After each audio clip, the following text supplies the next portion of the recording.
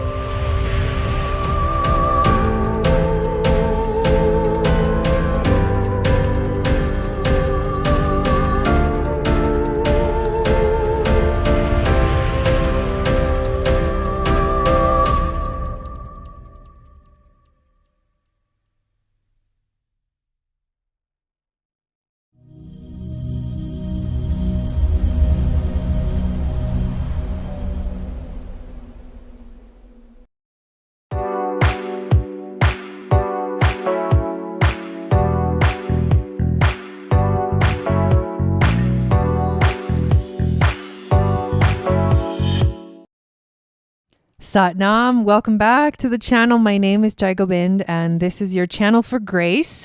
I'm very excited tonight. We're going to be doing mini readings, which I haven't done in a long time. I think since like February when I was checking like when was the last time I did it.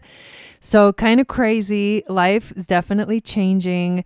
I'm hoping to do these more often again, but it's always like give and take. A lot going on, but it's exciting. So welcome everyone. Thank you for being here. If you are new to the channel, welcome. If you have not subscribed yet, please subscribe, hit the notification bell so you get notified of when I go live and when I download and when I upload videos. And then also make sure to download my free moon astrology guide, which will tell you what your psychic gifts are based off of your moon sign. And it also enters you into my email list, and I send out a weekly moon magic report, which is basically the horoscope for the week ahead. It comes out every Wednesday morning. I also let you know what events are coming up, what workshops are coming up.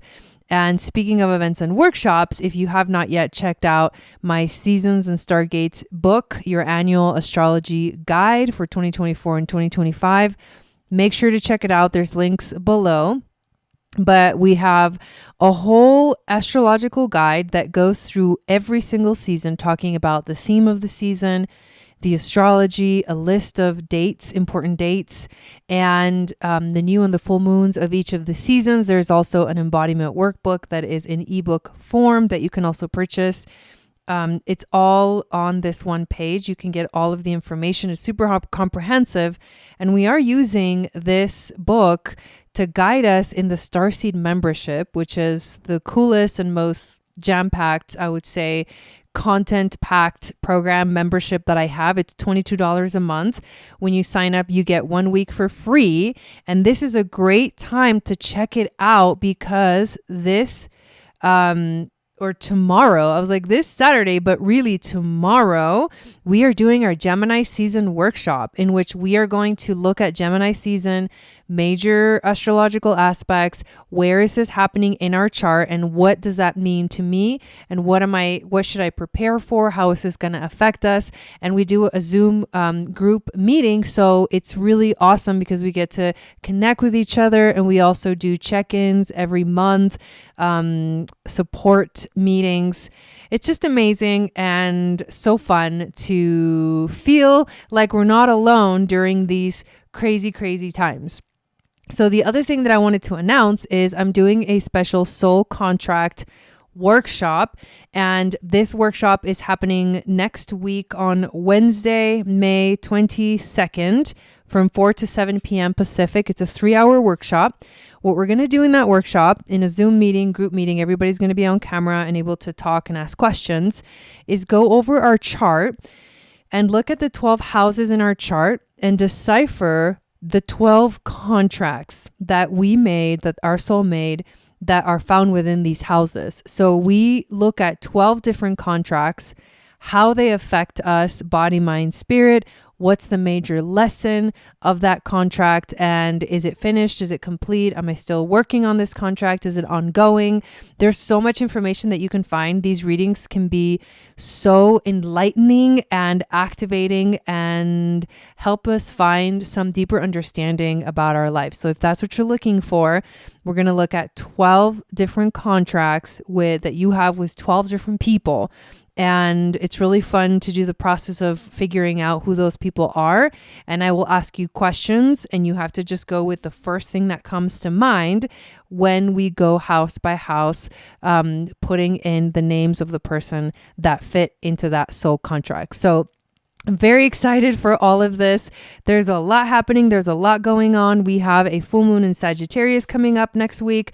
We are going to be doing, God willing, a ceremony here on YouTube, but then an after party, Club Jai, in our global community. So join us in the global community because I host free events on there. All you have to do is just create a login and a password, and you get access to all of the free content, all of the community. There's a group chat. We have private messaging also available on there. It's actually really cool. And it is a really amazing way to stay connected, and I highly recommend it. So let me say hi to everybody that's here. Hello, Rebecca. Hello, Dawn. Hello, Bernadine. Hello, Tara. Hello, I think it's Mandy. Yes, welcome in. Hello, Melanie. Hello, Ella. Hello, Raessa. So I haven't done mini readings in a long time. So there's a little bit of like a list already going, and I'm going to let you guys know what the list is after adding this last person that just got on it. So we have 1, 2, 3, 4, 5, 6, 7 people on the list so far. So if you want a reading tonight, make sure you get on the list. We're probably going to go, I'm thinking probably 2 hours, but here we go. Let's dive in. Jeanette's actually the first one on the list, but she said she was going to be late. So we're going to go to person number 2, which is you, Mandy. And so here's how it works. To get on the list, to get a reading tonight, we do it here live on the channel.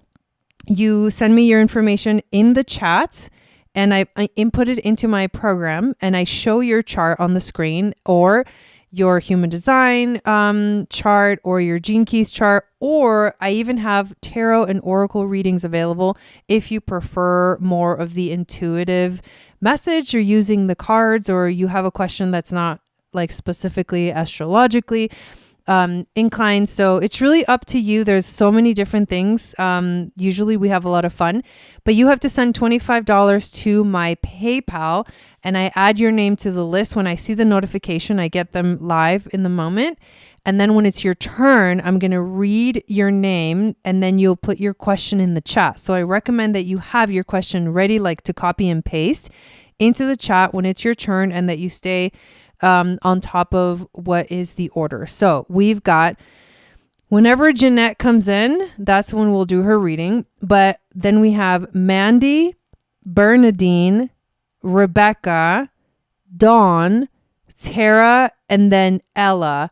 And that's the order. So, so that you guys know. But Mandy, go ahead and put up your question and what type of reading you'd like to get. Sometimes you don't know what type of reading you want to get. And so what I would ask is, if you definitely want me to look at any of your charts, you have to put your birth date, your time of birth, and your location so that I can actually pull up the correct chart or the accurate chart. And if you're not sure, just say what kind of a question you want to ask, and then I can help you decipher which type of reading to actually do for you. So we are waiting for Mandy's question and also her birth information, because I think she wanted definitely for me to look at one of her charts. So we'll see what happens. Yeah, it's up to you. Anything goes. Okay, here's your question. I'm curious, with the full moon so close to my ascendant, astrology sounds good if you think. Okay, yeah, we can look at your chart. Check this out. There's a really cool grand trine right now on Earth happening. I think that's really cool. We can look at the current astrology. Oh, that's the jasmine. I just put jasmine on from doTERRA, which is my favorite brand of essential oils. It's really good. Speaking of full moon, it is a moon for an oil for the full moon. So I like that. We have an Earth grand trine with the moon, black moon Lilith. Everything that's going on in Taurus right now is insane. You guys, the sun is about to enter into Gemini. The Venus is about to conjunct Uranus. And then the other Earth energy is Ceres, which is the nurturing mother. So a grand trine in Earth is going to help bring us grounding and help us feel good. So that's kind of fun that's what's happening right now during this broadcast. All right. So give me 1 second while I put in Mandy's information.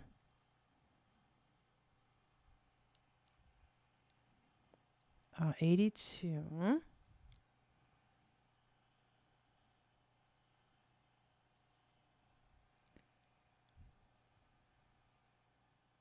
Do you still live in Arizona?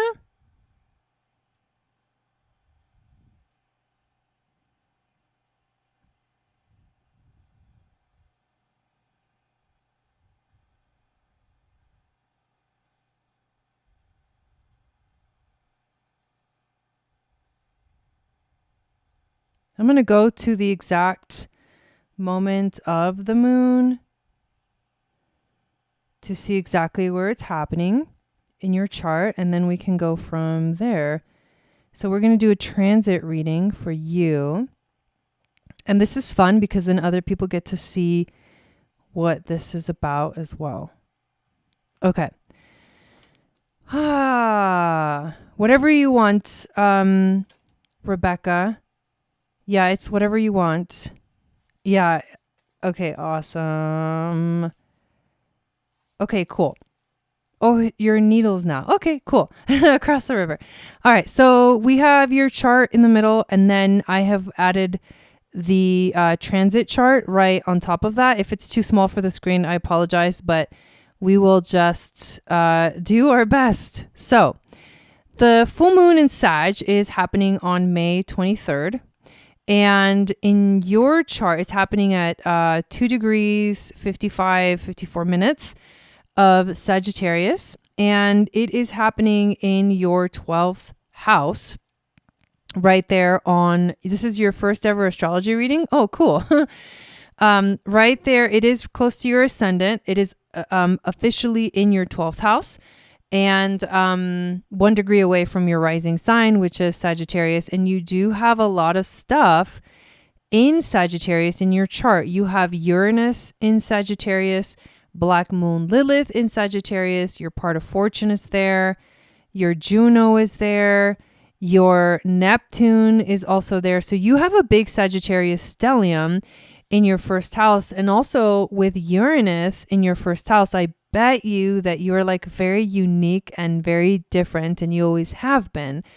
You've always been a bit of like an adventurer and maybe a little bit of a risk taker, and your personality is probably very unique just in general, because Uranus in the first house is going to really paint this aura about you that is just naturally different and unique and like individual.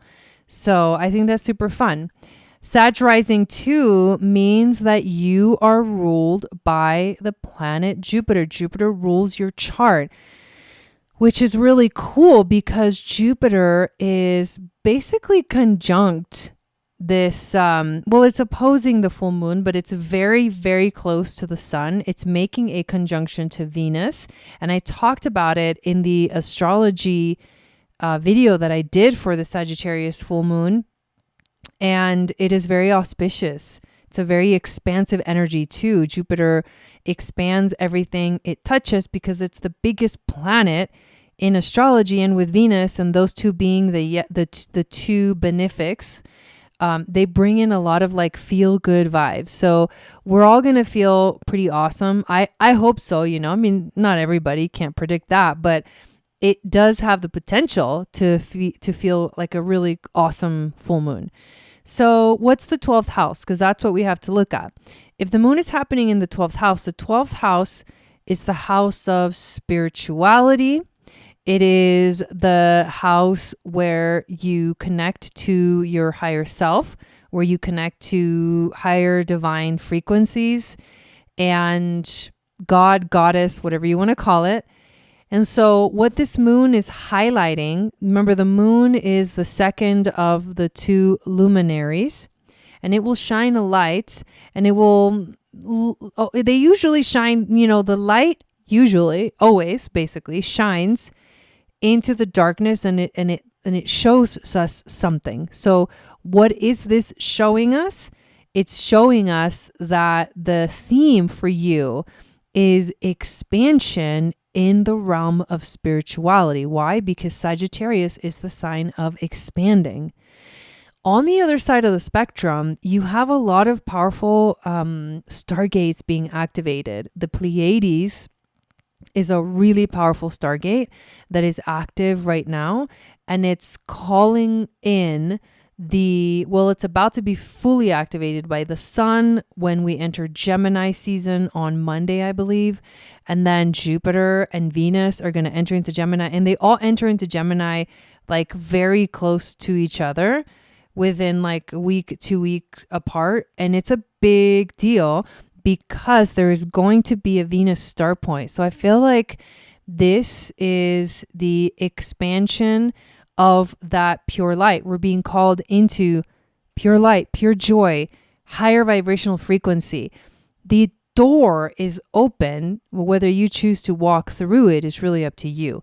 But for you in your chart, this is a call to uncover, to like shine a light into the subconscious of how do you truly want to expand spiritually in your life. It can also bring up like hidden emotions, buried emotions. The moon also, I don't know why I'm thinking about this, but the moon in the tarot is about facing our fears, or the fears just coming up in general. And so there may be some fears there about spiritual growth or about connection to higher divine energy that you are just either facing or confronting at this time. And it also could go the other way, where it is just a call for you to grow. The thing about Sagittarius, though, is that it has to take you outside of your comfort zone. So you may feel challenged in that way. And because this is very close to your rising sign and to the Sagittarius stellium that you have in your chart, is activating that energy. So you feel this very personally, both in your spiritual life, but also in your sense of self and who you are. And in that way, it's like you're growing and you're expanding your horizon. Your mind is expanding. The consciousness, the awareness is expanding. So this is what the theme is highlighting for you in your chart. Let me read your comments. She says, this is my huge focus right now. Working on your channeling abilities. Okay, perfect then. Yes, exactly. Oh, I love it. You just got 2 different sets of oracle and tarot cards to teach yourself. Beautiful. That's the perfect thing to do. You're going outside the comfort zone. You're learning something new. Sagittarius is all about learning and educating ourselves. And the 12th house is definitely about your intuition. It is where Neptune rules this space. So it's definitely a positive energy. Stay grounded, but also allow yourself to grow and expand in the spiritual sense. I have a karma contract with a woman who has her birthday on this Venus star point. It's coming up again after many years of staying underneath the surface. So enlightening for me. Interesting. And yeah, and you know what? All the other stuff that's in Taurus right now, and Taurus season in general, is causing you, because it's happening in your 6th house, it's causing you to, it's forcing you to be more present. The duality here is the 6th house and the 12th house. And the 6th house is about being here in the moment. And the 12th house is about expanding to our higher self, beyond the moment. So you're working within those 2 dualities here for you. It's like a big theme. So yes, you need to ground yourself and make sure that you are present for the experience, but allow yourself to expand. And to expand your awareness is really what is coming through more than anything else. So there you go. That's pretty awesome. All right. Thank you for getting that reading, and I hope that it brought you insight. So what we're going to do next is we're going to go to Bernadine, which I think you said you also had a question about the full moon.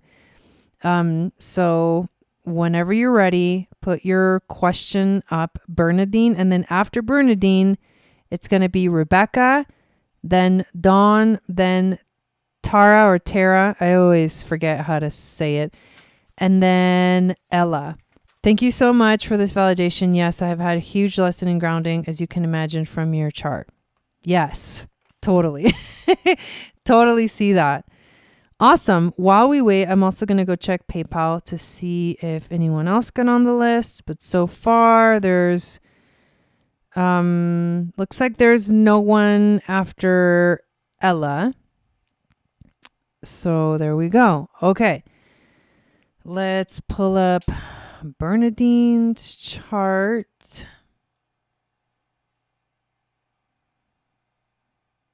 When it rains, it pours.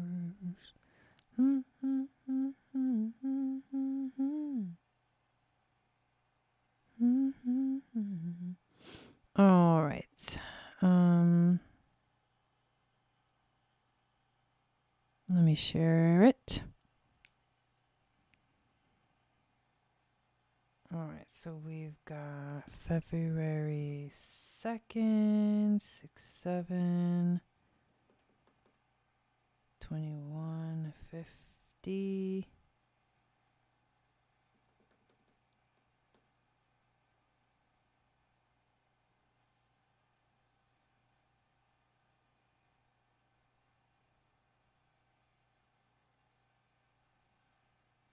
Okay. So everything opposite my moon at 29 Scorpio on the full moon. All right, let's look at it.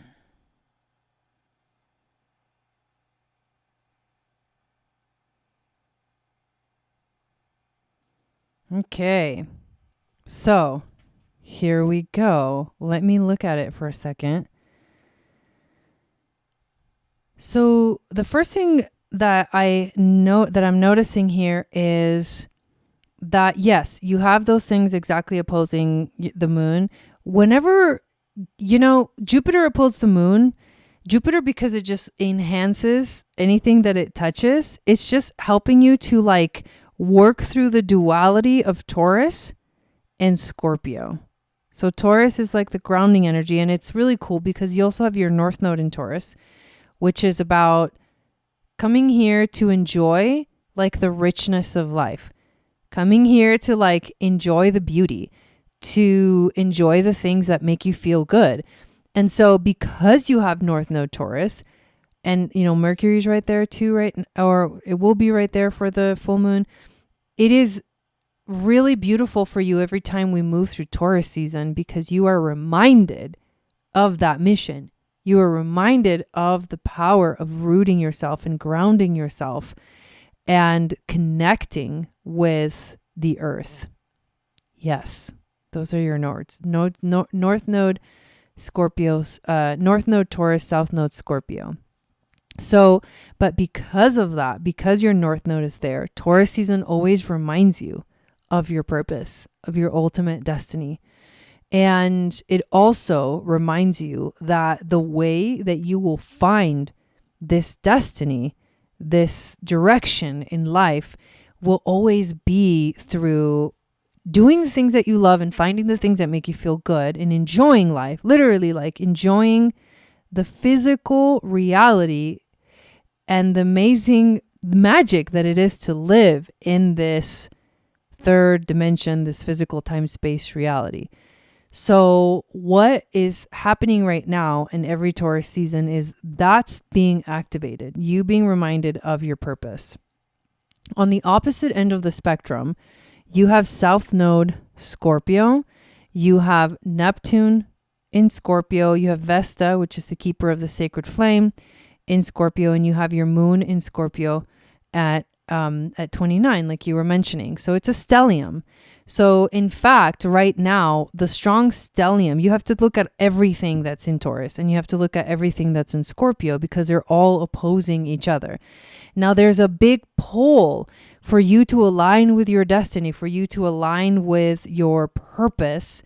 And at the same time, there's also a counter energy that holds you, you know, to that South Node energy. And the South Node is about healing karma. If there was a South Node transit going on right now for you, if there was like any major thing in Scorpio, you would be feeling a strong pull towards the South Node. But currently, most of the energy is focusing on your North Node. And so what's going to happen is, you know, the opposition, because it's Jupiter opposed the moon, can enhance intense emotions. And you're flowing through intense emotion because you were born with the moon at 29 degrees of Scorpio, which is very intense emotion. But it's also almost at 0 degrees of Sagittarius. And the moon is happening at 2 degrees. So that's within orb. This full moon in Sagittarius, even though it's in a different sign than your moon, is literally conjunct your moon. So what I'm reading into this is that the theme is you are working with your nodal axis right now. And where are these nodal axes? Where is this in your chart? 8th house, 2nd house. And what's even more interesting is that your North Node in Taurus and your Taurus energy is in the 8th house of Scorpio. And your South Node in Scorpio energy is in your 2nd house of Taurus. So you probably always, there's a bit of a struggle and there's a bit of like an intense, you're always thinking about the both ends of this spectrum. And it's like, I feel like this spinning energy that just kind of holds itself right there. And you're like in the middle of it trying to figure out which way do I go? Which way do I go? So the key is this, you will find your grounding. Yeah, your whole chart is that way. Yes, exactly. You will find your grounding. You will find yourself feeling more like in mission when you allow yourself to surrender to the flow of life, to also let go of what doesn't serve you. This is all 8th house energy. This is the house of death, change, and transformation. So that is the key. You let go, you release, you rebirth. You let go, you release, you rebirth. And right now you're being asked very, very powerfully to do that. And it happens every Taurus season.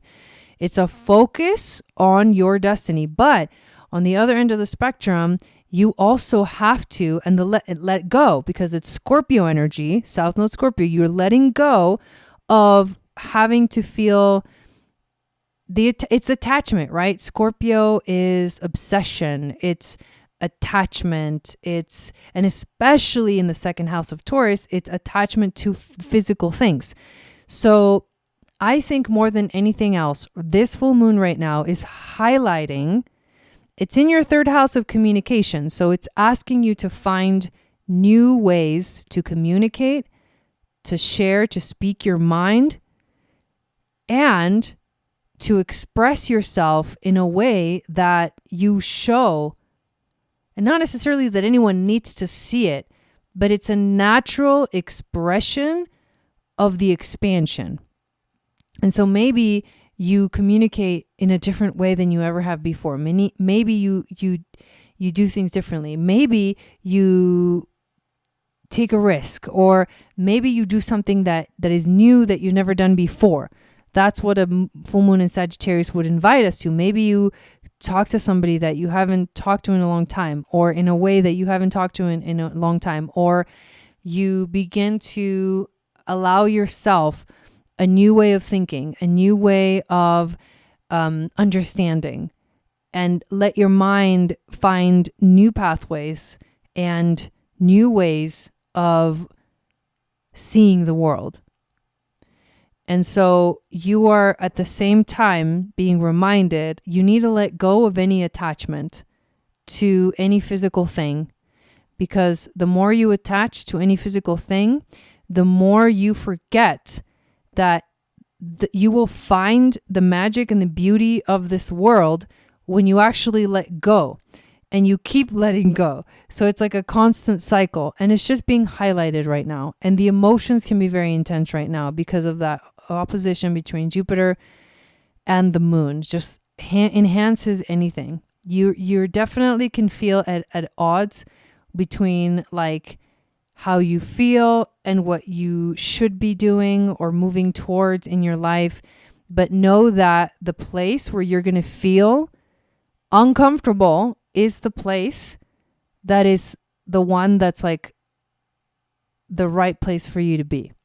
Because the uncomfortableness is the change, and during change and transformation. If you hold on too tight, right, you're going to get tower moments.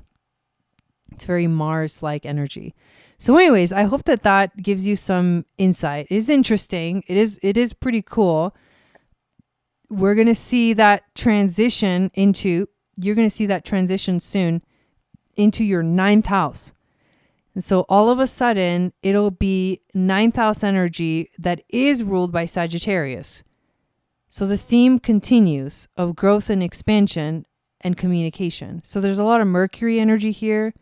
There's a lot of, Mercury and Sagittarius is obviously highlighted, but for you, because you have your nodes there, Taurus and Scorpio is also a big theme. Okay, good. You're welcome. All right.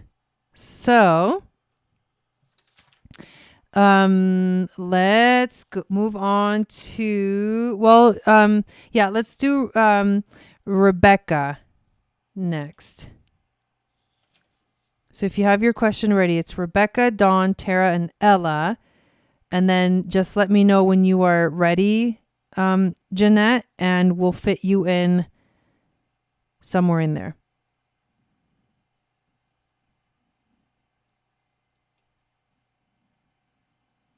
And if you want to get on the list, there's still space. All you have to do is send $25 to my PayPal, and then I'll add your name to the list, and we'll do your reading. When it's your turn, I'll give you, I'll let you know.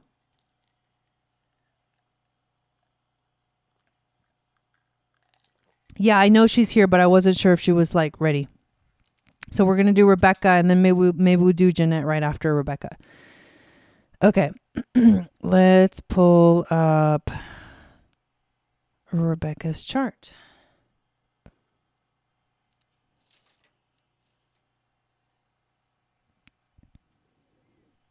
Okay.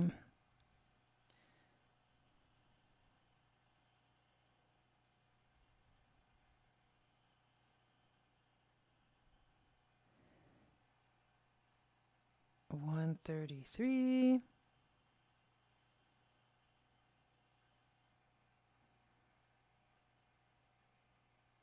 Okay, I'm going to need your... Okay, there, got it. All right, I was putting in the wrong information.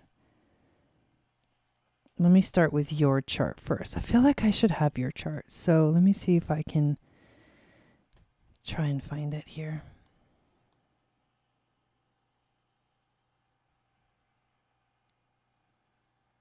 Okay, so we already have your chart. So now I'm just going to add your sun's chart.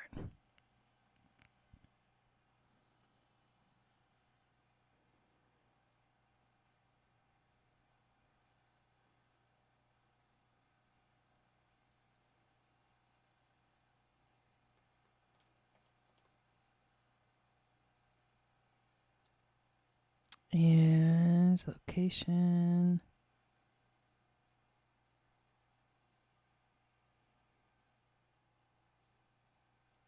Okay. Yes. Perfect. So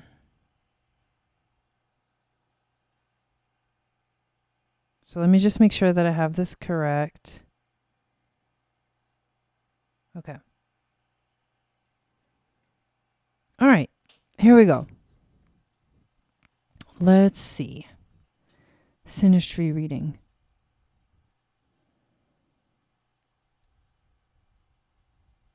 Okay. So basically I just like start with the sun and go to the moon and go to the rising, and I'll just tell you what I see. You have sun in Aries. He has sun in Scorpio.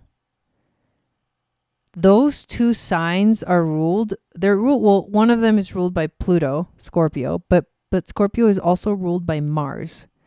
And Aries is ruled by Mars. And so you guys both have sun in a Mars ruled sign, which means that there's strong personalities there on both ends, but in a way they feel a resonance with each other because they both ruled by Mars.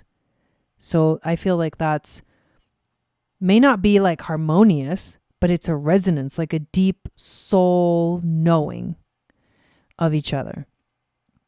Now the moons, you have moon in Cancer, which is beautiful for, placement as a mother, bringing in that nurturing. And he's got moon in Gemini. And his moon happens to be conjunct your Chiron in Gemini, which means, so Chiron in Gemini is about feeling the insecurity of communicating, like feeling like you're going to be heard, or being afraid of not being heard, not being afraid of not knowing what to say, being afraid of speaking your mind and being made fun of, or not accepted or rejected, right? That's the insecurity. Now, his emotional realm is right there. And it's, the first thing that I connect with here is the fact that his sun and his Jupiter are in Scorpio, and they're right by your south node. So I haven't talked about that yet because I wanted to wait for it. But the fact is that this is definitely a soul contract. This is definitely a relationship where you've had past lives together. This is definitely a relationship that you are healing something from the past together. So there's a strong soul contract. He's a person from your past that is here once again in a big way, teaching you a big lesson while also learning a big lesson himself. And so his moon being right there by your Chiron, it's almost like an emotional trigger for you, but also a beautiful connection. because Moon in Gemini can also feel a little bit out of sorts. You know, the Moon is about emotion and Gemini is all about the mind. And so you try to intellectualize your emotions when you are in your head so much like that. And emotionally too, the way he expresses himself, his emotions trigger your wound, which is your Chiron wound.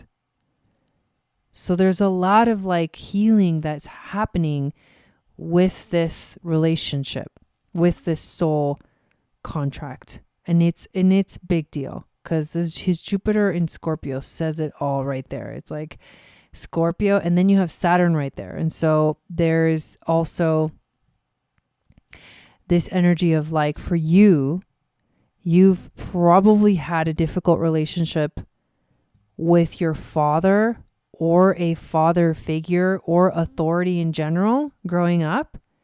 And maybe your son in a way sometimes reminds you of that wound. Don't know if that resonates. You also have Pluto in Scorpio. And so it's like he magnifies that energy. Now, Pluto in Scorpio is a strong Pluto because he's in his rulership sign.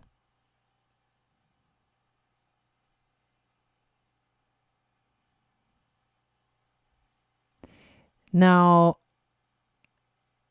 you were born in 1985, right? I just want to, yeah, sorry. I just got like, for a second there, I was like, wait a minute. Yeah, okay, it's correct. Sorry.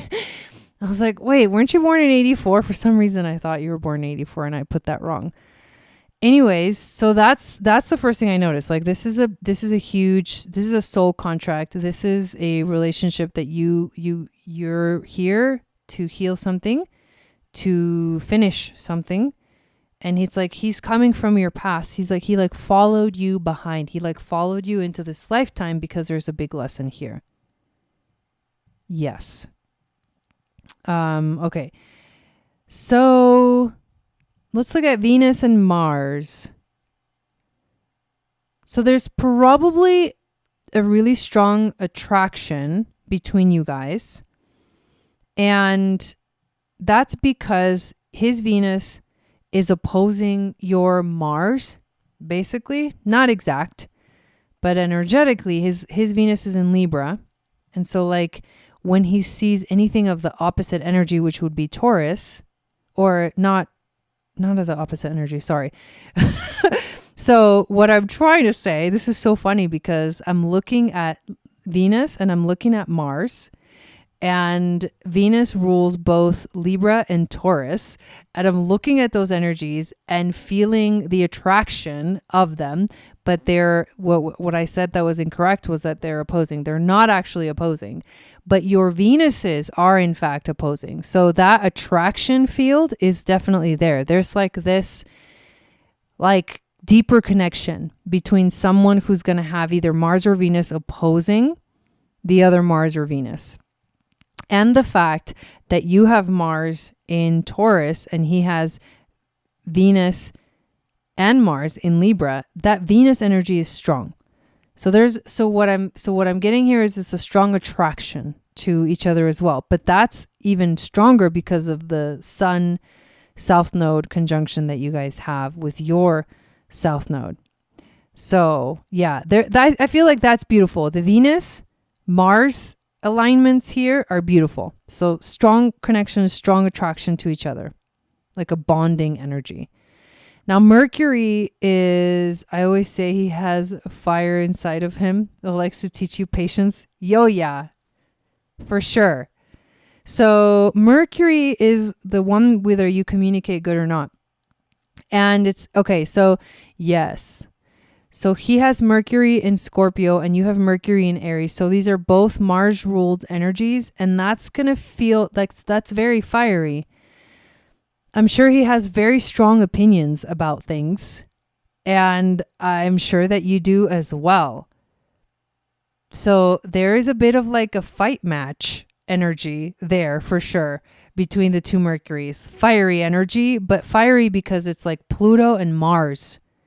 And so you may get into fights for sure because because of the strongness of the communication style. Like he's very intense in communicating, and so are you, because Mars in Aries. You're more instinctual in communicating. He might be more like he thinks about it for a long time and then he'll say what he wants to say. You say it instantly. He doesn't listen. And I don't feel like I was hurt in childhood. So it triggers that wound for sure. All right. So Sun, Moon, Venus, Mars, Mercury. What else stands out about this chart? I feel everything that you're like you're saying there. I feel like this is a very intense connection. This is a very fiery connection. This is like power struggle energy. You have some things that you're like attracted to each other, but it's like love and hate kind of energy.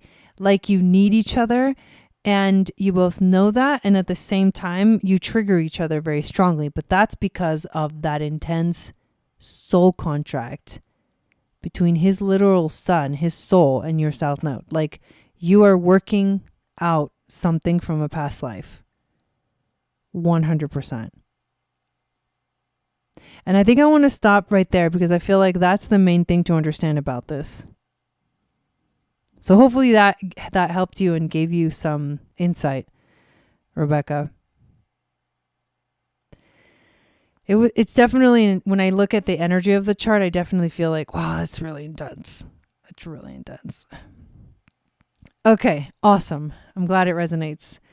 All right, so let's do Jeanette next. And then after Jeanette, we will do Dawn and then Tara and then Ella. So Jeanette's question. I would like a location chart. Oh, well, okay. I don't do that kind of reading yet. I mean, I won't be able to show it on the screen. I'll have to pull it up on my computer, I think so. Well, I might be able to pull up on my iPad. I can do my best. I'm not like a pro at that, but I can definitely check it out. Didn't we look at it, or were we looking at something else? Were we looking at mine?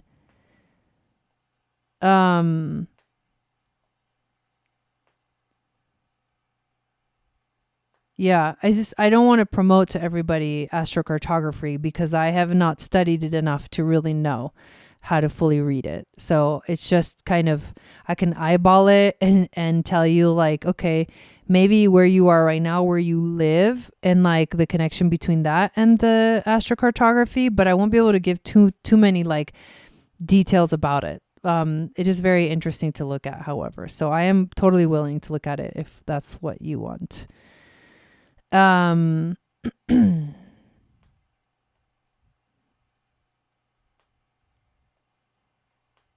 Okay. And then the other question would be a totally different reading. So you choose which one you want. I can do either or. Yeah.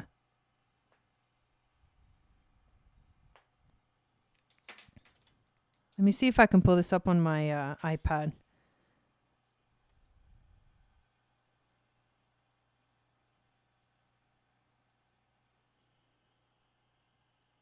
If I can pull up the website, then I'll be able to, and then log in, then I'll be able to actually probably do it. So give me 1 second to check it out.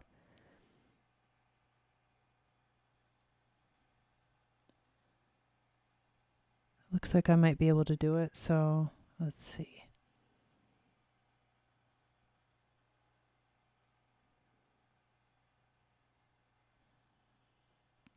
Okay.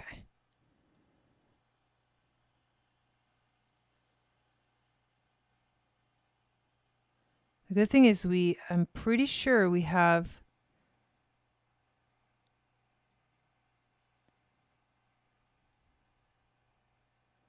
here we go. Okay. So let's look at it. So I highly recommend that you actually pull this up on your computer. So you have, if you look at it, let's see if I can expand it a little bit. So does anybody not know what astrocartography is? just really quickly, like you can look at your chart laid on a map and the different places, the different lines that your planets basically are passing through. It's called like location astrology.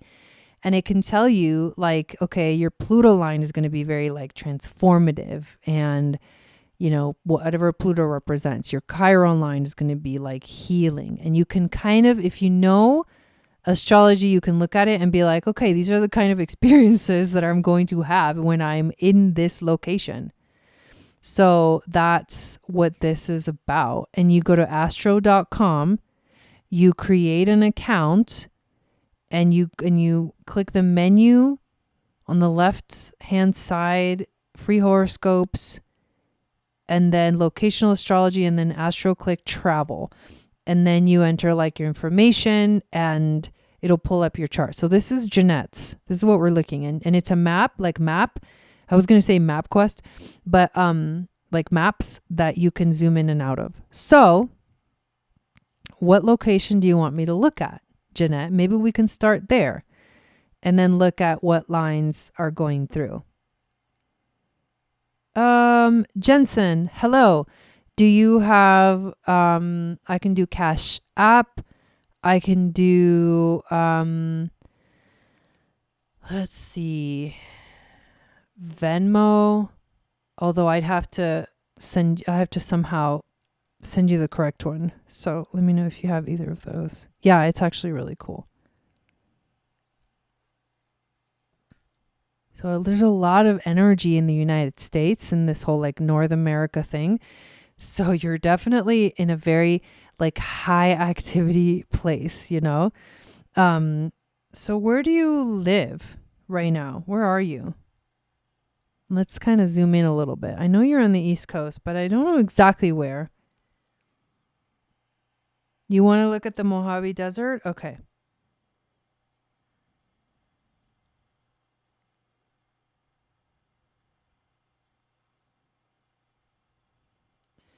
So basically, the only line that really goes through California for you, and it's not exactly where Mojave Desert is, but the line that goes through California is the Jupiter line. And so everything that you experience in California is going to be like magnified. Because remember, Jupiter is the planet that expands everything that it touches. So you're talking experiences that help you grow and expand beyond your limit, because Jupiter rules Sagittarius and Sagittarius is about expansion and growth. So experiences are magnified near California or in California, and they also help you grow and expand within yourself. So how does that resonate? Let's look at Texas.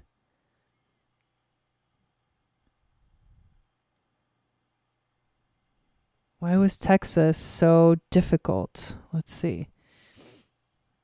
My iPad disconnected for a second. Just give me one moment.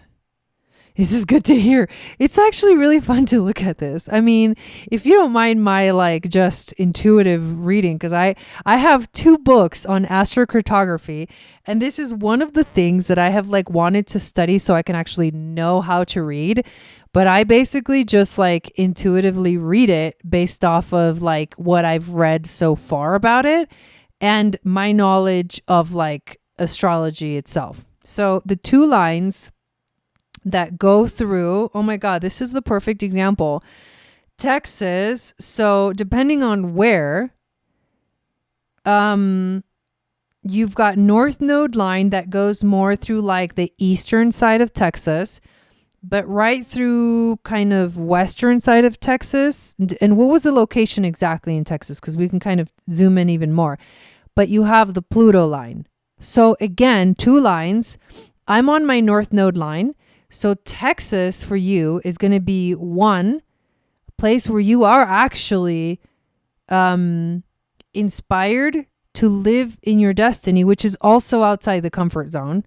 So any North Node line will take you outside your comfort zone. And the Pluto line is, okay, so yeah, so you've got both of these energies then. So Pluto is about the ultimate planet of liberation, but it's like Scorpio energy. So death, change, transformation. Pluto transits can be very heavy and intense.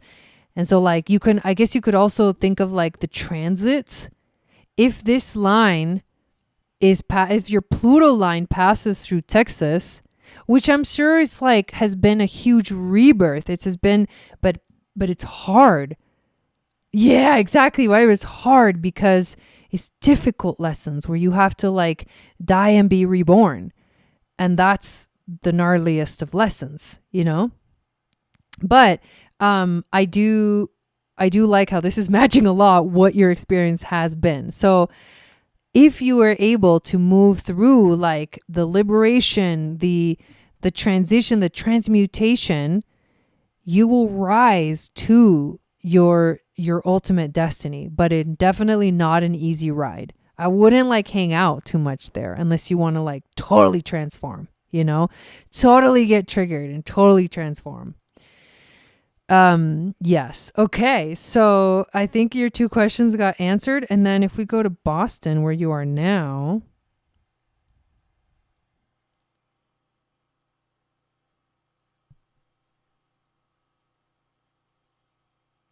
So the closest line.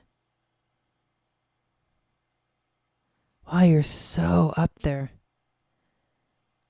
Okay, so the 2 closest lines to Boston are, first of all, your sun line, and then your Uranus line.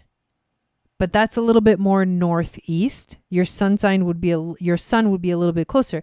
And that's basically like, so when I lived in Colorado, I never want to go there again. That's hilarious. When I lived in Colorado, I remember this was my sun line.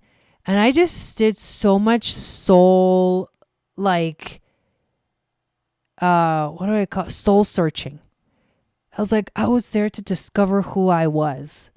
And I think, and I'm speaking about that from a personal perspective. And I feel like when you're in your sun line, because the sun represents the soul in astrology, you are connecting with your soul at a deep level. Hello, Farina. Welcome in. I think that resonates. I feel like that resonates for you because you're doing so much soul searching in this space, in this area. And I like, that's crazy. Okay. So like, this was fun. I'm really glad that you asked for this. And since you hold a very special place in this community, you're going to go ahead and do your progress chart too. Jeanette deserves it. But that was really fun actually to look at your chart.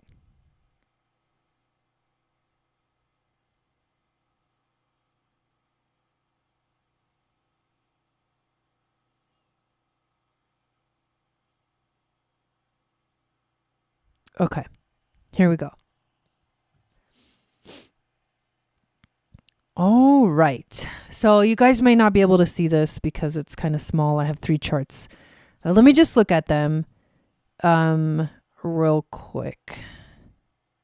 And I actually don't need that 3rd chart. All right. Yes, you're welcome. Yeah, it was fun, wasn't it, Melanie? Okay. So you were asking about Gemini. Oh, well, your south node is in Gemini. So even in your progress chart, your south node is like still there in Gemini. So you were asking about all the Gemini stuff. Let me go back to your question. Hang on. Okay. So that's the biggest thing, because what you have there is south node. So the Gemini is going to be like very activating, but it's going to feel very karmic. And I think that all Gemini seasons for you feel quite karmic. Here's the thing about it. that is really cool. And I'll tell you why I say cool. Because right now, your Chiron, your progressed Chiron, is exactly on Alcyone, the Pleiades. Or not exactly, sorry. It's on Altair, which is the Aquila starseeds, which is about seeing a higher perspective, right? It's 1 degree away. Your sun is in Libra at 1 degree.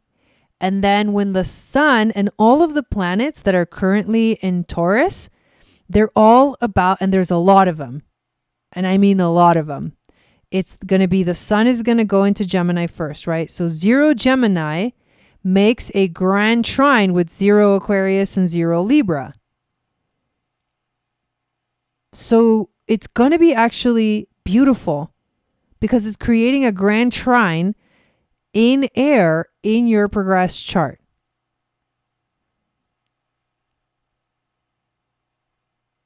Which is really cool. And I love how you are so obsessed right now with your progressed chart. Let's just look at it by itself. And this is what I mean. 0 Aquarius, Chiron. 1 degree of Libra, your sun. And all the stuff. So the sun's going to come into, let's put the transits on this one. I'm going to go forward day by day. Okay?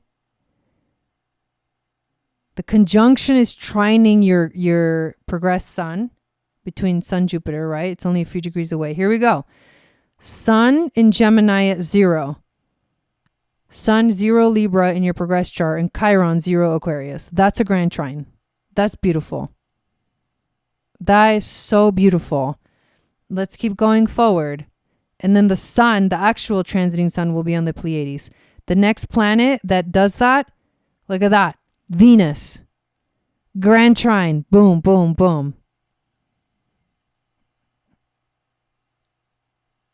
Look at that. The south node, the current south node is hitting your Libra stellium in your progressed chart.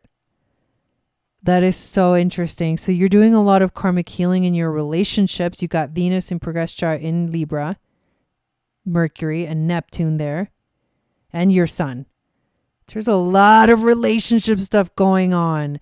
Okay, but then we keep going forward and they're still grand trine energy. Then boom, Jupiter. Grand trine. Doo, doo, doo. Oh, this is fucking badass. This is really fucking cool. So it's an invitation. It's an invitation for sure.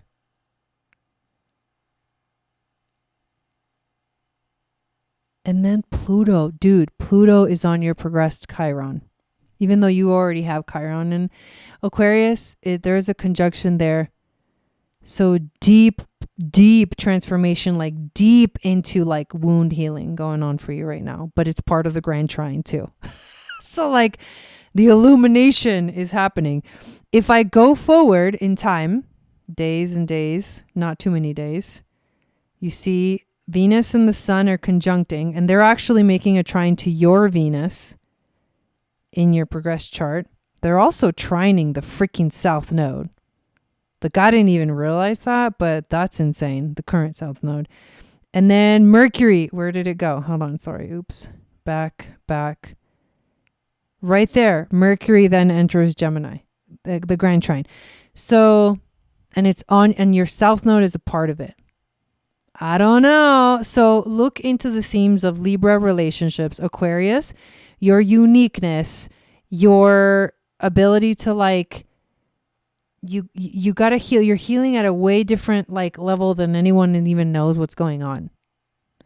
And then your south node in Gemini, like learning to let go of needing to know all the details and just going for the adventure.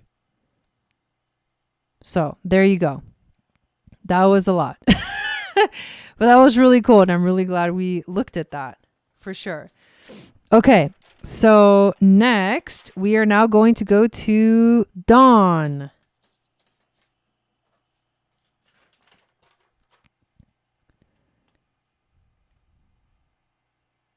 Yeah, exactly. That is funny. Yeah, manifestors are a vibe. They're a total vibe and they're intense to deal with, but I love you guys. You guys have taught me, no, seriously, you and Dawn have taught me, and all of the stuff that I've learned about human design has taught me to appreciate manifestors, because as a projector, you can feel that like closed and repelling aura. And the whole like, I want to control you, not like in a bad way, but like I'm manifesting. So I'm making things happen. I'm moving the chess pieces, and I hate feeling like a chess piece.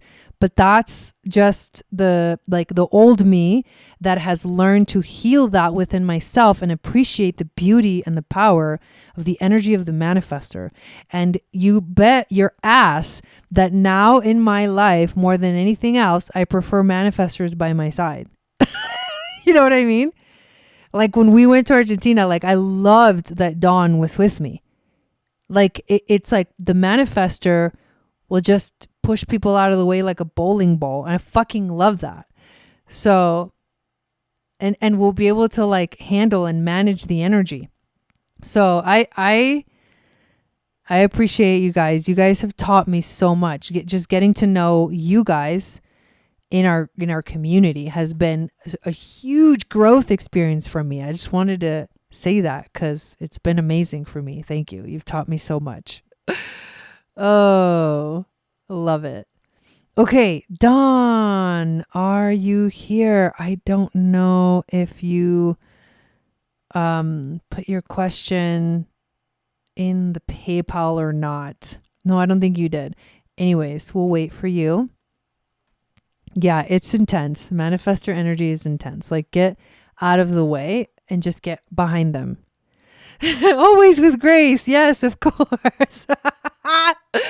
Just being real, y'all. Just being real. I'm like, give me the manifestor. Oh my God. I also have like major anxiety, and it helps to have that energy like on your side. Okay, cool. Tarot, I love it. Okay. So, let me know your question. Yeah, right? Rebecca? Seriously. Like as projectors, it's intense. Okay. It takes me a minute to like get used to the manifestor energy, but it's powerful. It's power, you guys. It's like pure power.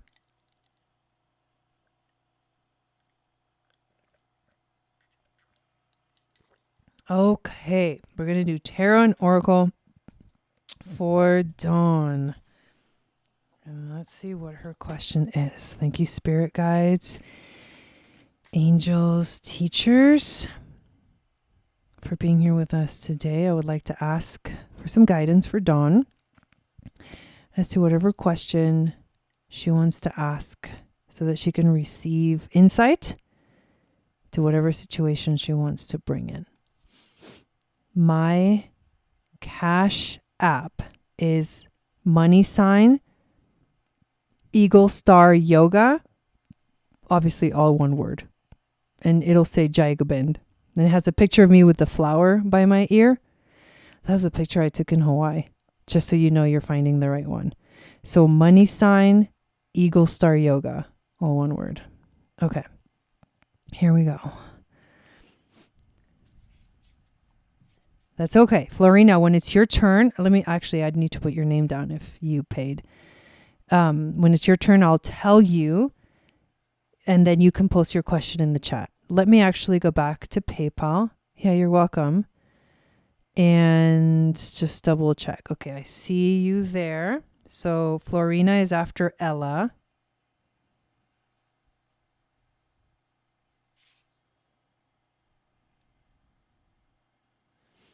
Okay. And then Jensen will be after Florina. If he decides to get on the list. Okay. Let's see. Free flowing question. Where am I going? Where are you going? Thank you, Ella. for posting that up there. I'm a Manny Jen and my sister is a projector. Okay, there it is. Yours came in, Jensen. Okay. So I'll put your name.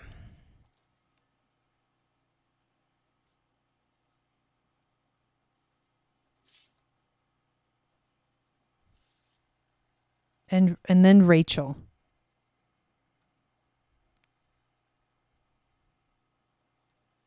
All right. Where are you going? That song just came into my head. That's hilarious. That's hilarious, Jeanette. So where is Dawn going? My house. What? You guys are hilarious. Do you guys remember Periscope? I miss Periscope. Okay.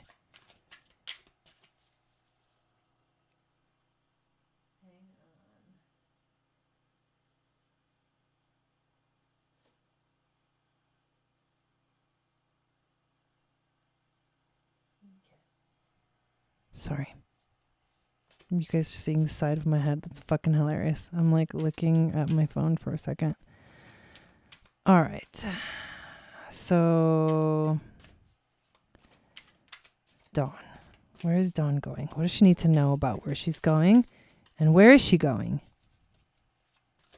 All right. We'll do 5 cards. We're going to do intuition. What's the intuition? Okay. Got it. What's the challenge for her right now? What's the challenge for her?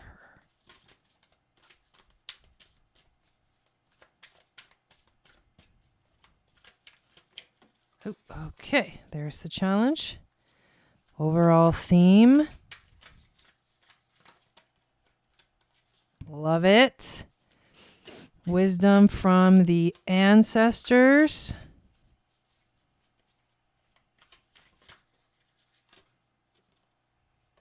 Okay.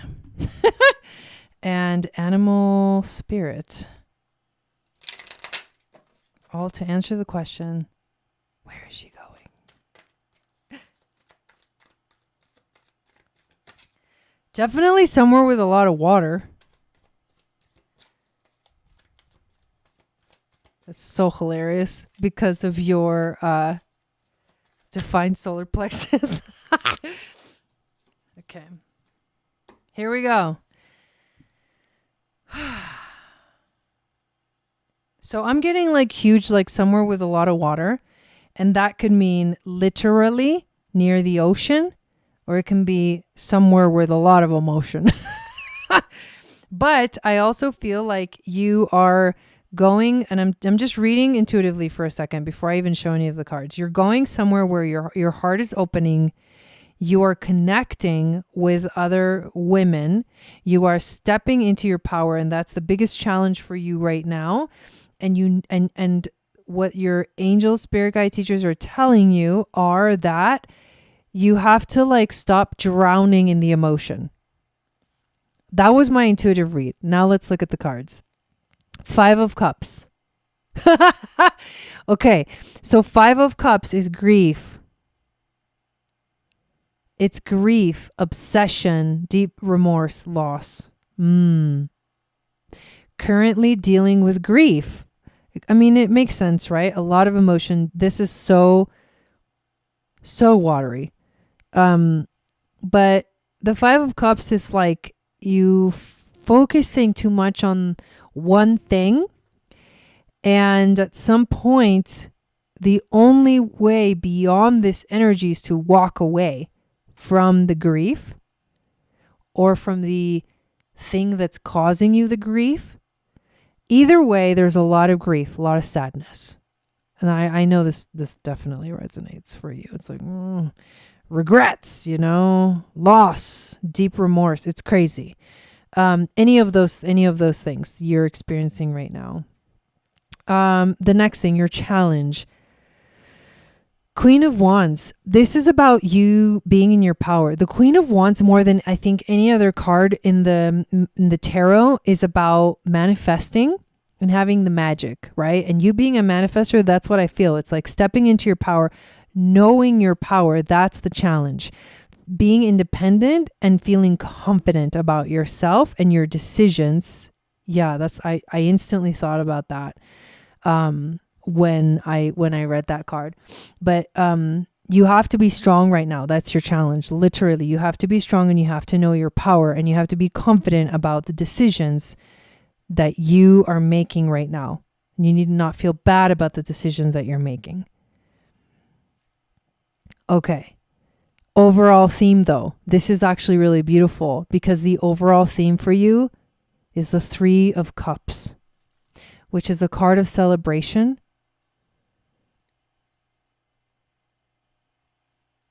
You know, it's kind of crazy, but do you, yes, this card is beautiful. I don't want to say anything crazy. I'm not really that kind of a reader, but when I saw this card, literally, I felt like the send-off of your mother is actually going to be something really beautiful.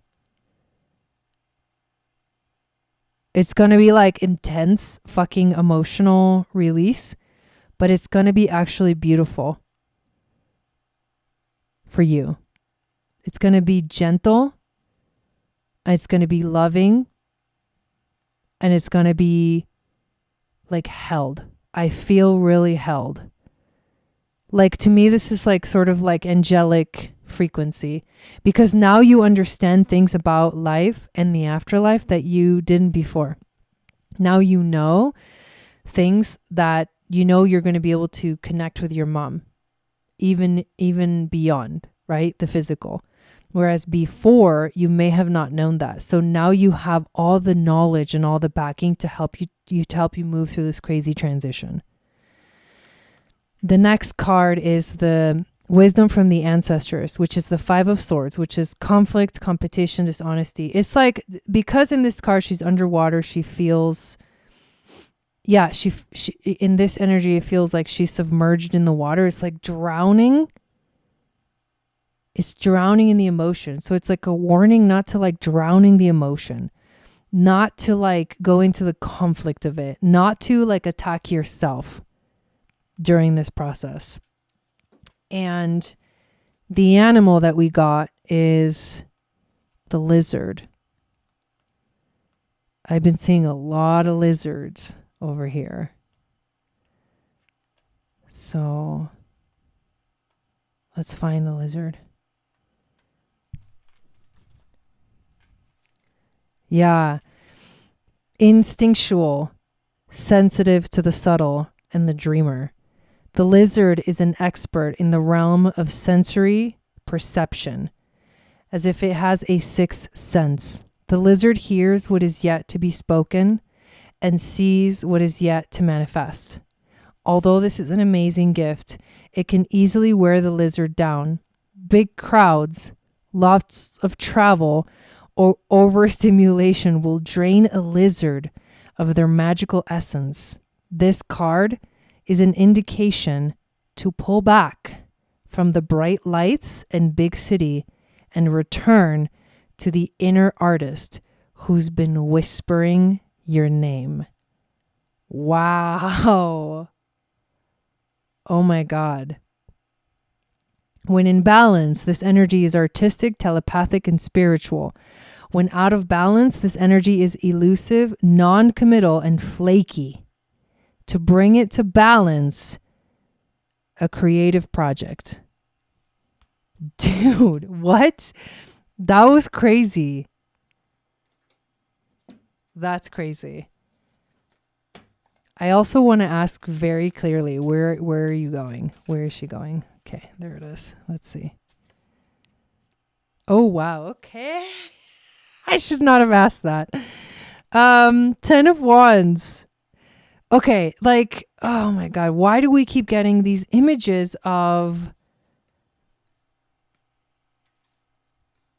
I mean, what the hell is going on? I think this is about being okay with the feeling. It's the ocean represents the emotions. You're standing in front of like the deepest emotion ever. And in reality, I kind of feel like this one represents your mom.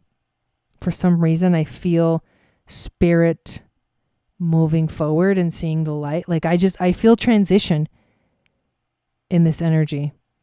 But the 10 of Wands is being burdened and feeling like you have all this shit on your freaking shoulders. It's like stress. You can't do it all alone. So what is the solution if she can't do it all alone? What can she do? Ace of Wands. Start something new. Like change direction is what this tells me. Passionate new beginnings, deep desire. Just lose yourself in something passionate for you. Not in something stressful. Like when you lose yourself in a passionate new beginning, you will stop feeling so burdened by life. Wow. That was deep. Crazy. But I loved it. Thank you, Dawn. All right. Let's go to Tara. Yeah, I know. They are beautiful cards, right? Okay, so Tara is next. Then it's Ella. Then it's Florina. Then it's Jensen. And then it's Rachel. So make sure you guys have your question ready. And we can go right into it when I call your name. And that's why I let you guys know the order of how everybody is moving through. I'm going to double check the PayPal. All right, we're up to date here. I think we're going to actually stop it after Rachel. So the list is now closed. Because I'm on a generator, y'all. And my husband's going to come home soon from the construction site. And whenever there's any other things more devices that connect to the Wi-Fi, make it go funky. So you're welcome. Okay, progress chart. So put up your information in the chat so I can pull up your chart and we will go from there. And the other thing that I also need is to reconnect to my iPad, which disconnected. So in 1 second, it'll show back up.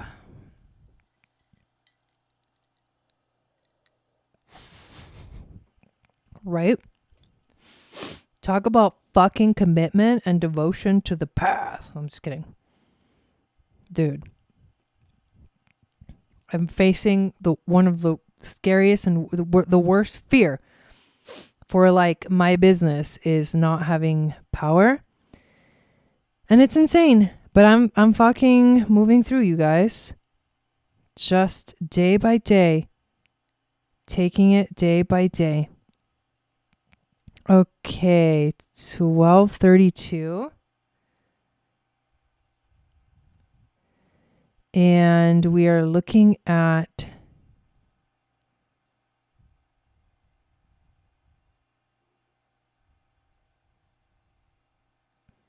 okay. Yeah, nothing gonna stop you. Right? All right. July 1275. Okay, here we go. Have you ever looked at your progress chart? Is the first question that I want to ask.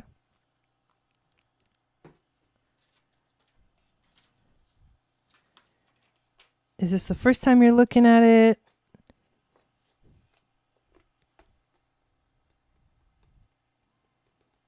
It just kind of helps me to know how to read it for you.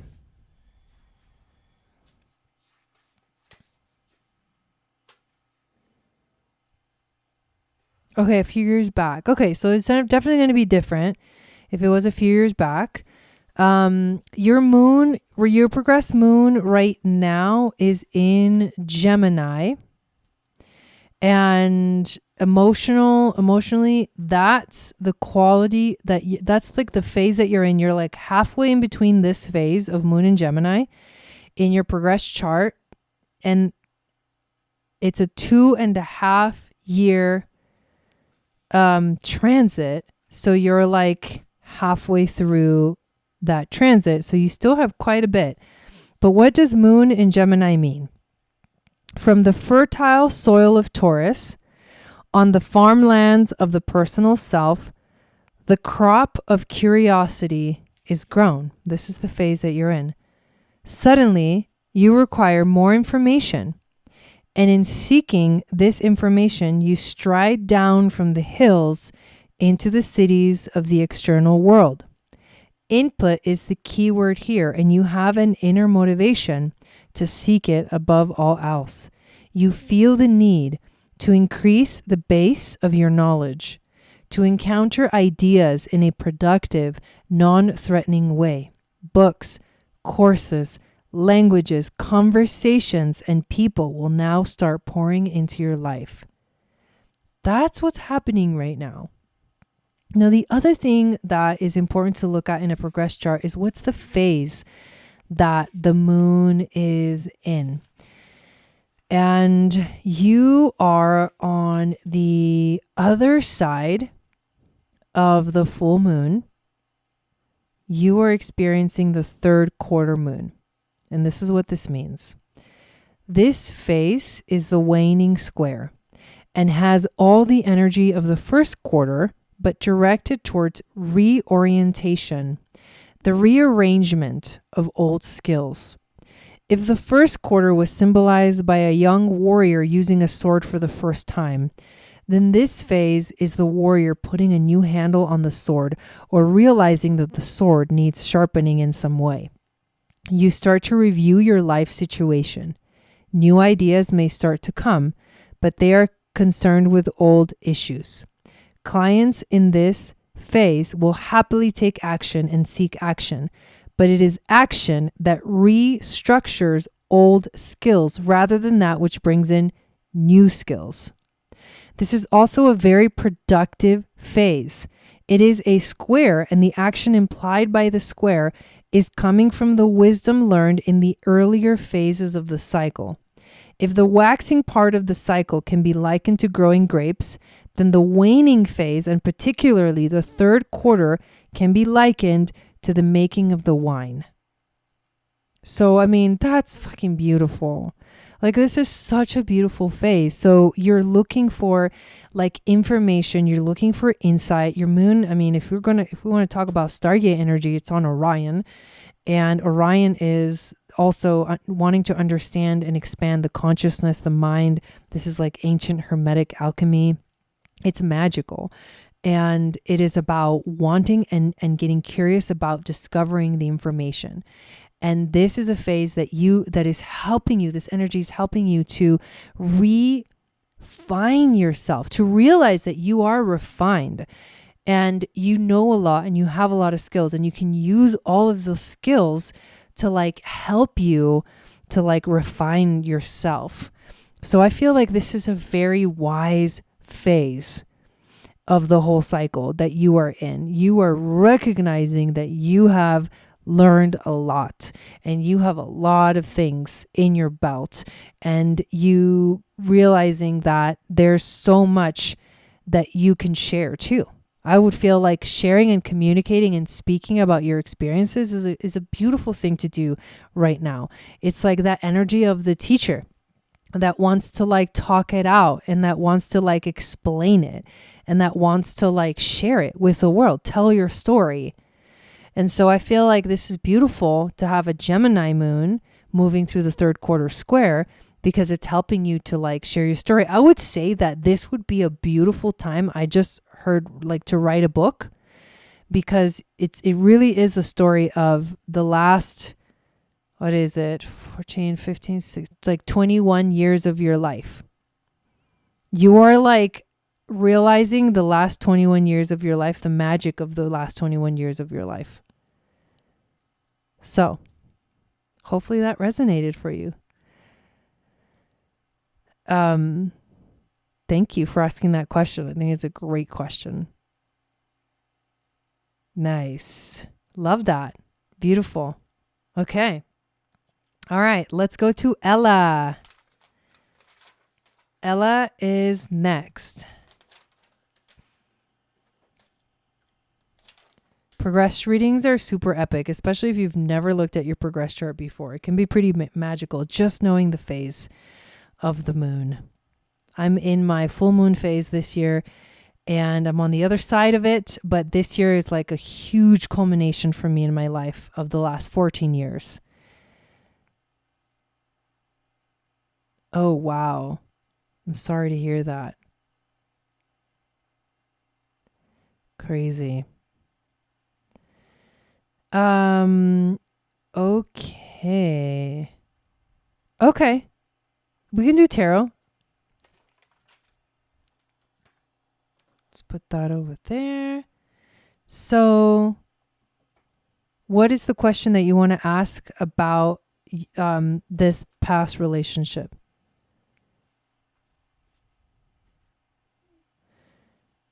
Wow. Yeah, I'm sure, Tara, that's quite a story.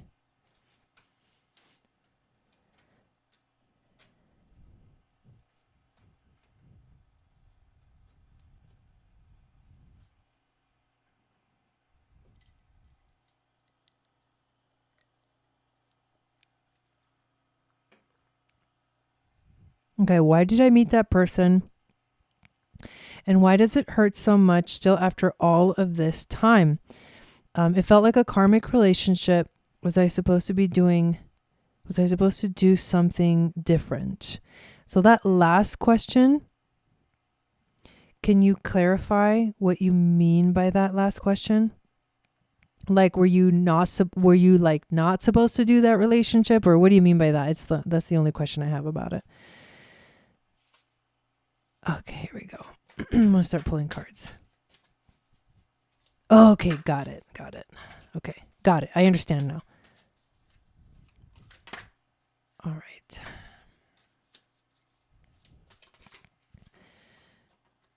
So definitely cards are the good choice because they're like jumping out.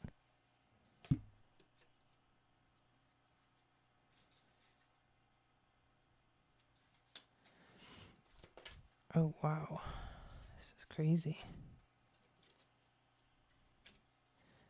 All right. Let's do animal spirit, animal message for Ella. Whoa. Okay. You're welcome. Okay. We've got, I'm not even going to tell you the cards yet because I want to just like read what is like just straight up coming to me. Okay. So I think in the beginning of this relationship, it was like this dream. It was like very dreamy. It was like, oh, yes, like there was a lot of like intense, beautiful attraction, but it was like a very Piscean energy, very dreamy. And along with that came the not knowing that it was an illusion.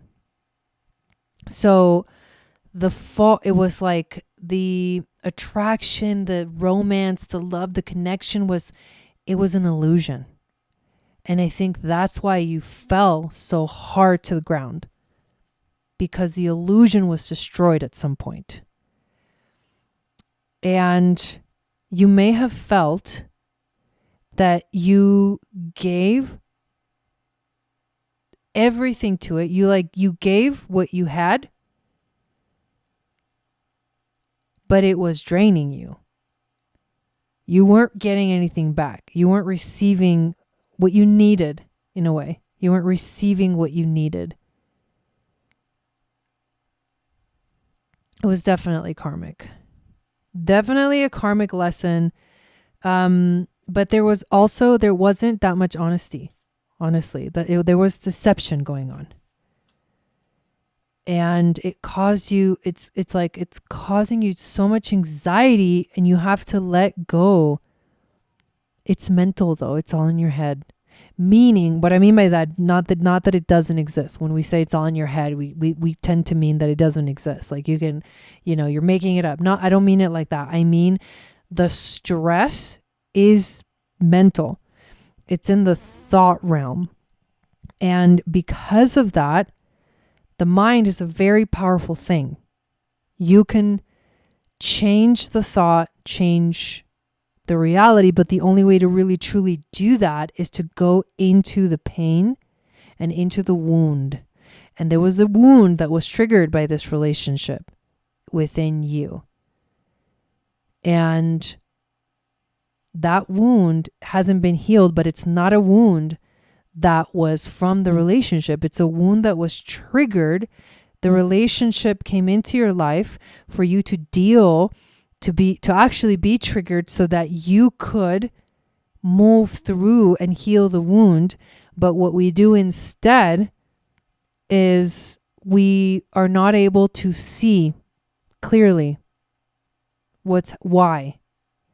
We're not able to understand that the choices that we make are going against what the true healing of that is. And so it's something from something that was triggered, a wound that was triggered from childhood by this relationship. And it's like it left a mark.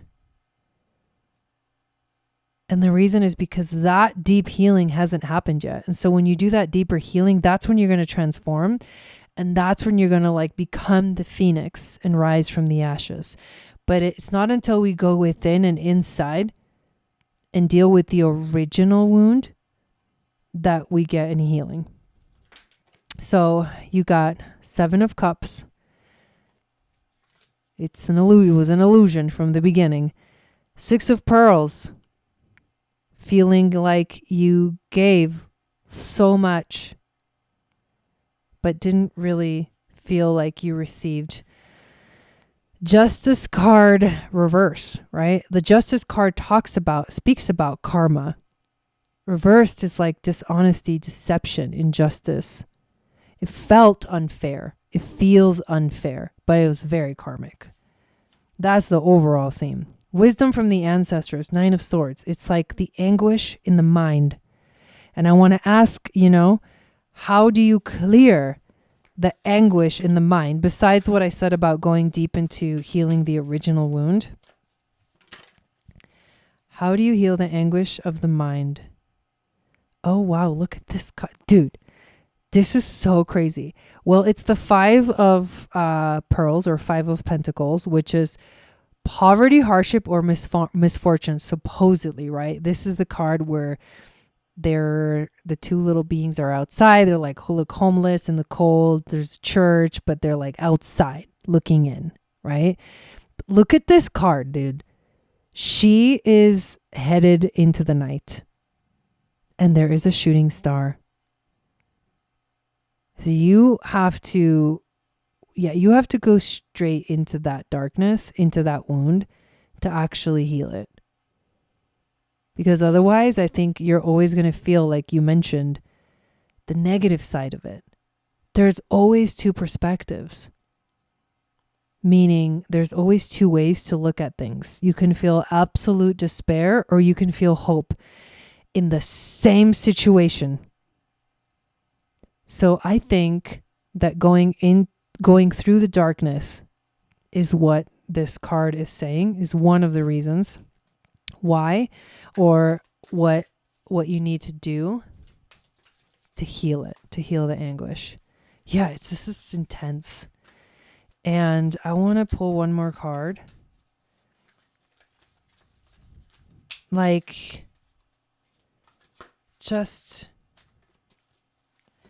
Okay, this is crazy. So in this deck, there are certain major arcanas that only belong to this tarot deck. And this one is called Universal Laws, Karma, Dharma, the Rule of Three. So the laws of the universe. So there's a cause to every effect. There's an effect to every cause. And that's, you need to go back to the law of generation and what originated the wound, like into the black hole, what originated the wound that was like hyper focused on with this relationship. And the Six of Cups. So it's like past life. But also heal your inner child. Like this is the card that tells me it is definitely, you have to heal the inner child. I'm going to recommend the book, The Completion Process by Teal Swan.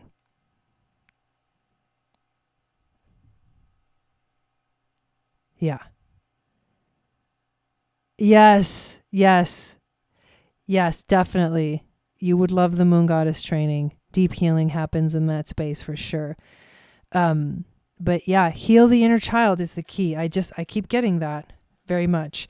You got the Phoenix, right? The rising from the ashes and the moth. And I want to read the moth because it is not that famous of an animal spirit, you know? Not a lot of people know about moth medicine. Definitely beautiful though. Okay, where is the moth? Okay, here it is. The moth is impulsive, hasty, and wishful. The moth is sure. The grass is greener on the other side. Moth energy is at play when we're attracted to easy solutions or anything shiny and new.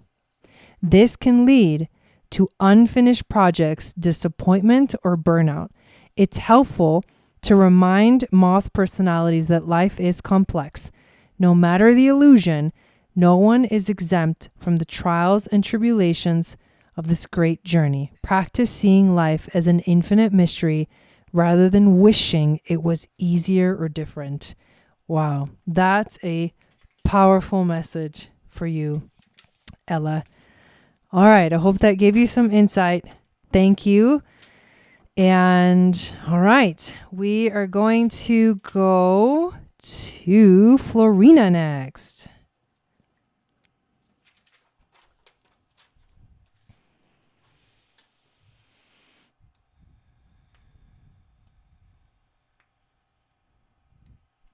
All right. So we've got Florina, Jensen, and then Rachel, and that's it. 3 more.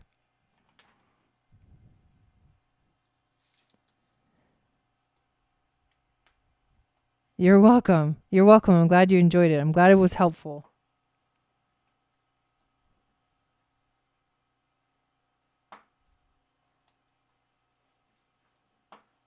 You know, we're going to, if you can make it to the soul contract workshop, then I would highly recommend it because you might also find some more insight about it as well. For those of you that are wanting insight about soul contracts, we're going to do the workshop on May 22nd, and it's a soul contract workshop in the natal chart. So you'll understand 12 soul contracts that you made with people in this lifetime and how they affect you. What's the message? What's the meaning? What's the deepest lesson of it? So that's a great opportunity. And that workshop is only $44. So if you can make it happen, I highly recommend it. It's next Wednesday from 4 to 7 p.m. Pacific.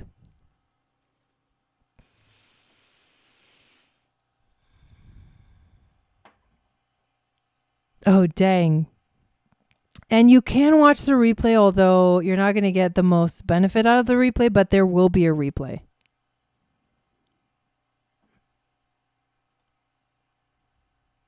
Yeah. Yes, exactly. I do have those readings available if you want to get it personally with me, but the reading is called Atlantean Astrology, and it is $222 for 2 hours 2-hour session with me. And the workshop is only $44. We're going to do it as a group. So it's not going to be as in-depth as if it was individual, but it's a great opportunity to get to experience it because it really is crazy and wild the way it happens, the way it unfolds. Come anyways, because the first part is like me just like guiding. And then at the end, it'll be more like discussion and question and Q&A. That's hilarious. Do it. Yes, the journey through the temples. Yeah, the free Akashic healing retreat is also really good to do. We did like a free week-long journey through the temples, and it's available. It's free, and it gives you an opportunity to get to know what the Moon Goddess training is all about. So definitely check that out too. Okay, Florina, are you still here? We are waiting for your question.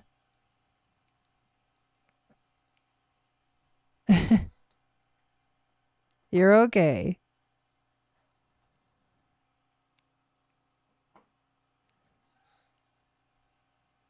Let's see.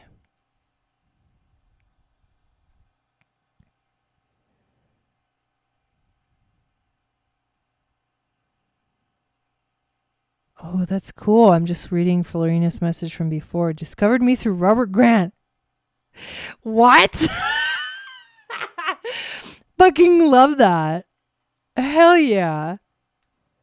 Oh, and Florina also wants to know about our relationship.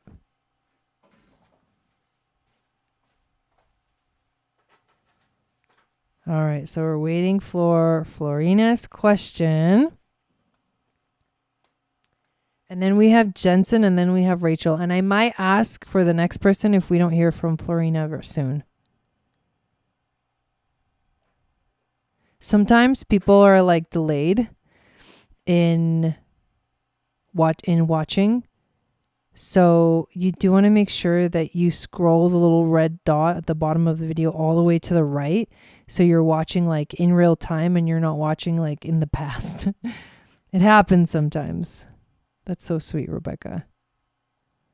I love that. So yeah, Jensen and Rachel, make sure you guys have your questions ready.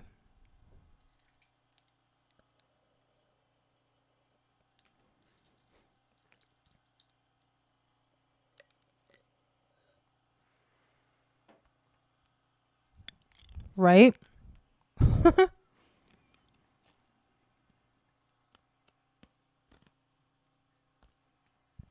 Okay. I think we waited. So, Jensen, if you have your question, put it up.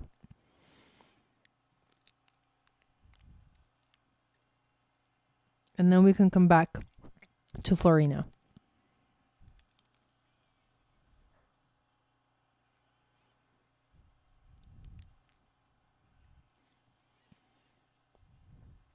Yeah, go ahead, Jensen.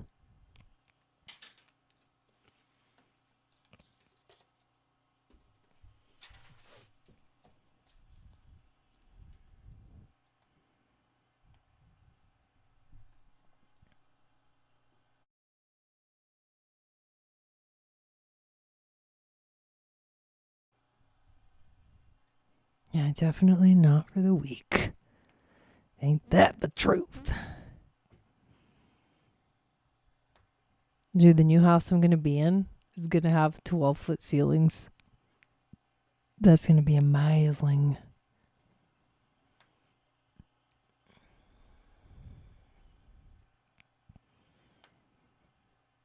While we wait, I'll remind everyone that the best way to stay in contact is to download my free moon astrology guide, which tells you what your psychic gifts are based off of your moon sign. And then it enters you into my email list where you get a weekly moon magic report, which gives you the horoscope for the week coming ahead. I talk about what the moon is doing. I talk about what the planets are doing. I talk about major energies. And that report comes out every Wednesday morning. And it's basically the only thing I send out once a week. And then every once in a while, I'll send out invitations to like certain workshops that I'm offering and things like that. So definitely check it out. Come join us in the global community because we also have a lot of fun there. We're going to have a party. We're going to do Club Jai next Thursday night. If everything goes as planned, next Thursday night, we're going to fucking party it up. And I feel like that's going to be my last night here at this house. And then we're going to move. So there is a celebration coming up and I'm inviting you all to it, but that event will only be available through the global community. I'm literally going to DJ the event and I can't freaking wait because we haven't done it in a long time.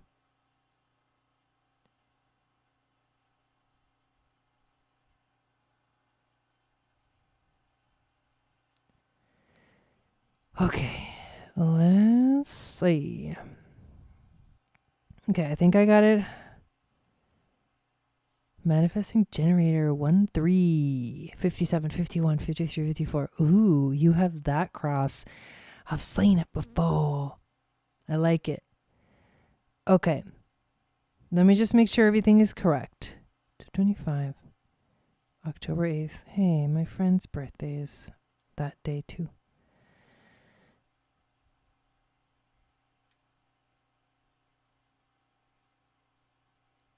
Okay. So I think Florina, can someone type in the chat to let Florina know that she might be watching, like not in real time, because it'll be really difficult for me to actually do the reading for her if she's not listening in real time. Someone can just like tell her to fast forward to the front of the video or something like that. That would be awesome, because obviously she's not going to hear this for another like 5 minutes. Exactly my point. Okay, so someone please put that in the chat for her so she can understand what's going on. All right. Transit Jupiter and transit Sun conjunct my North Node tomorrow at exactly 28 degrees of Taurus in your 10th house. Thank you, Bernadine. Okay. Let's look at this. Ooh, I like it. I really like it. I love that you know exactly that this is what's going on. This is beautiful. It's a big deal. So, obviously, I'm assuming you know quite a bit about your own chart. To review a little bit, you have North Node Taurus at 28 degrees, South Node Scorpio at 28 degrees. This is in the late. So basically you had North Node Taurus, South Node. You were born when the nodes just recently entered into Taurus and Scorpio because they go down the degrees instead of up the degrees. You'll watch the nodes go down. But anyways, either way, 28 degrees of Taurus is 28 degrees of anything is a very intense degree of any sign because it holds the huge potential, the huge like intense energy of that sign. So what is North Node Taurus, South Node Scorpio? North Node Taurus is about, you have to let go of we had somebody here earlier. I don't know if you were watching. You have to let go of the obsession with the past.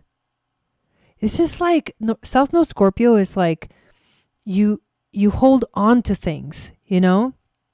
And the key to releasing, and it's, and you have, Venus and Saturn in Scorpio too, which is also really intense as well.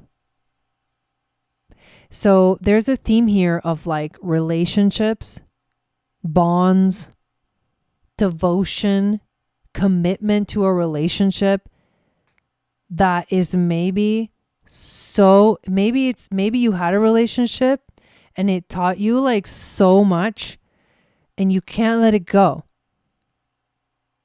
And that's what I mean. It's like you can't let it go. That's South Node Scorpio. So the key is, you know what? Life, oh my God, I feel bad for Florina right now. She has like no idea what's going on. So basically, the whole journey is to realize that life doesn't have to be like, that's hilarious, so dramatic, you know? Life doesn't have to be so crazy and like always like high and low and like always like going like, you know, Scorpio is like death, change, and transformation. But it's like attachment and obsession over things, right? So basically, your North Node will take you to your destiny, but it's outside of your comfort zone because North Node Taurus to somebody who has South Node Scorpio can be boring. It's too stable. It's not fucking intense enough. And I can talk about this because I have Mars and Saturn in Scorpio and I'm intense as fuck. And people get so intimidated by Scorpio energy. It's like, it has a darkness to it and like a determination to it that is just like, oh, you know? And that's the comfort zone, which is kind of fucked up. With the South Node Scorpio, it's like, yeah, let's fucking fight, you know? Like, let's do it, you know? Bring in the drama. But the whole point of this lifetime is to like, you got to learn to let go of the intense obsession with like people, relationships, and like, because Scorpio is about like owning things. In a weird way, it's about wanting to be in control and wanting to like own things. So on the other end, it's like, okay, but what if life was much more grounding? What if life was stable? What would happen then? Like, how would I feel? And that's the lesson that you're here to learn in this lifetime. You're here to enjoy like a good cup of coffee with no drama, you know, with no drama with your mama. That's North Node Taurus. So the more that you can allow yourself to ground and let go of the obsession and the attachments, the more that you will feel connected to your destiny. And it's a crazy one. It's a weird one. And the more that you'll attract more abundance into your life. You know what? Tomorrow, I'm going to go forward one day. We have a very beautiful transit that includes, hello, Farina. If you can hear me now in real time, we are doing Jensen's reading. And then after Jensen's reading, we're going to do yours. Okay. So let me know if you can hear me now. All right. Sun-Jupiter conjunctions are very auspicious times. Very powerful times to manifest. So it's exactly conjunct your North Node. This is happening tomorrow. So the power right now is like literally make a wish and it'll come true. What do you want? What do you want in your life? What do you want to attract in your life? What do you want to bring into your life? What do you want to manifest? What kind of abundance do you want to bring into your life? And then you got to show up for it. And you got to be present. And it's going to teach you something new about yourself that you didn't know that you could show up in this way. You didn't know that you could like be here now. Okay, great. Great, Florina. As soon as we're done with Jensen, we'll do your reading. So the magic is going to unfold when you let go of the old ways, also of trying to do things, especially when it comes to career and life path, and to step into your true destiny. And your true destiny is to literally like be abundant, have money, lots of money. You know what I mean? North Node Taurus can be a lot of money, but you got to be, it's you who makes it. It's you who manifests it. It's you who attracts it. And this would be a perfect day for you to like set the biggest, most powerful intention for your destiny that you've ever made tomorrow. Like, I don't know if you do rituals or whatever, But you could do something like that, a meditation, an intention, plant a seed in some way, shape, or form. Plant a seed for how you want to step into your true purpose, mission, which is your 10th house, career, life path. It's more than career and life path. It's like literally your purpose to connect with the earth, to be here now, to be grounded, to be stable, to help others feel stable too. And you are dealing with a lot because you have the South Node and on your sun, pretty much exact right now. And that's hard because you're like, there's your old self is dying so that a new self can be reborn. And you are dealing with like the shadow of Libra, which is like codependency would be one of the biggest shadows of Libra. So I don't know if any of this resonates, but there's a lot in your chart. You also have your moon in Pisces at 27 and Neptune is right on your moon. So be careful of like falling prey to illusions right now, even your own. Make sure you are clear about what it is that you want. It's easy to get lost in Neptune land. Emotions can be really intense for you right now too. Feeling super sensitive.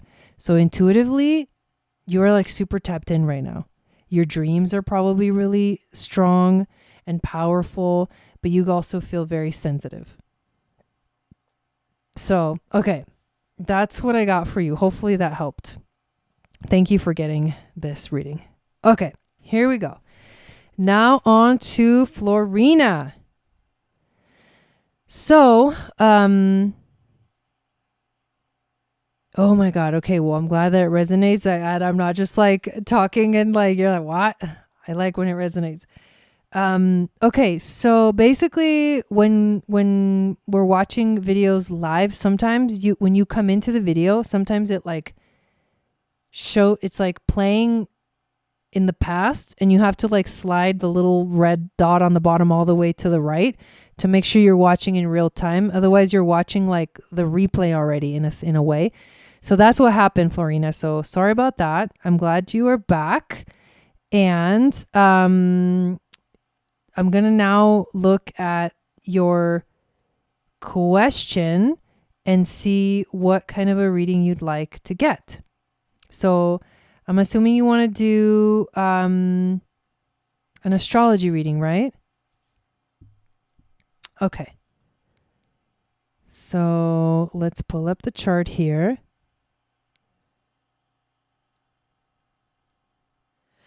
We learn new things every day. For you, Adriana, yes. I'm just kidding. No, but yeah, we're doing Florina, and then we're going to do Rachel. And if you get on the list right now, then I can do your reading as well. But we have to hurry up because I don't know how much gas the generator has. And when I'm on it for a long time, like it starts making me nervous. We can also wait till next time if you're okay with that. Okay, so here we go. So it's October. Okay.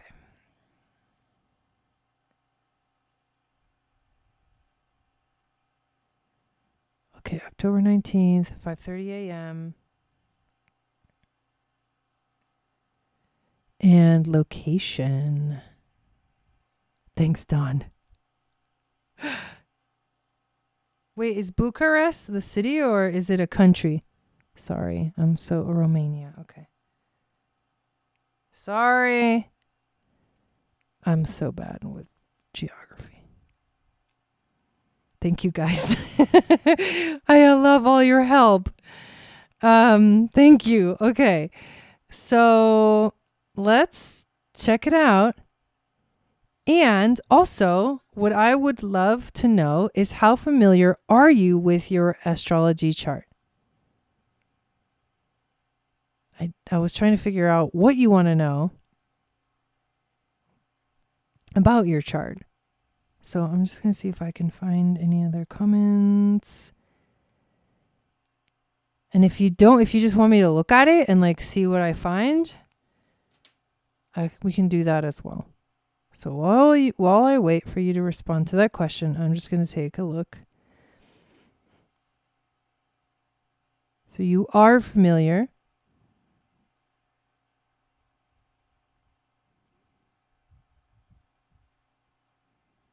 Well, you're going through your Jupiter return. That's a pretty cool. Yeah. So Jupiter return happens when Jupiter comes back into the sign that, oh, wow. Why is it that people are so intuitive?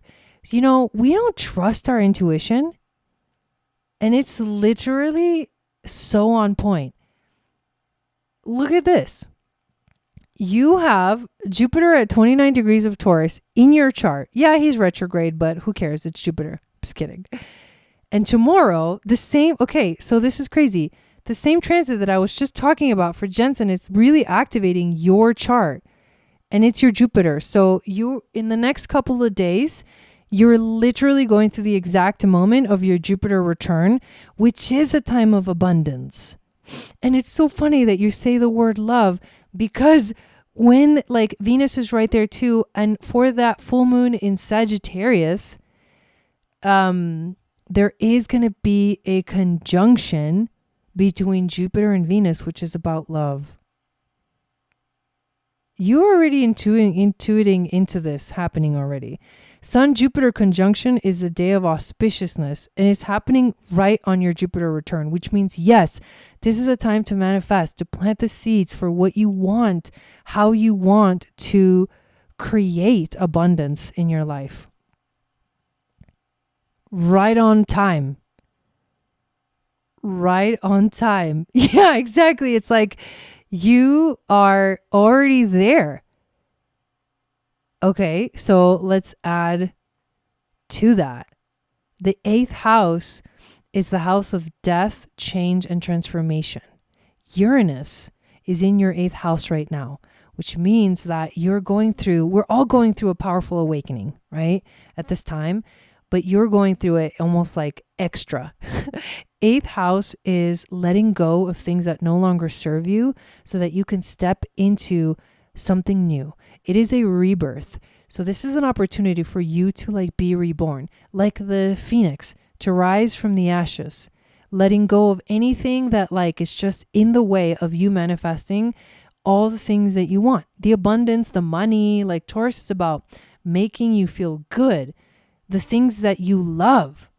You got to do all those things. Right now is the magical portal for you to like call it in. So if you sit in this sacred space, in the sacred portal, and call in what you want, you have 1,000 times the universe is helping you to make it happen. That's the magic of right now for you.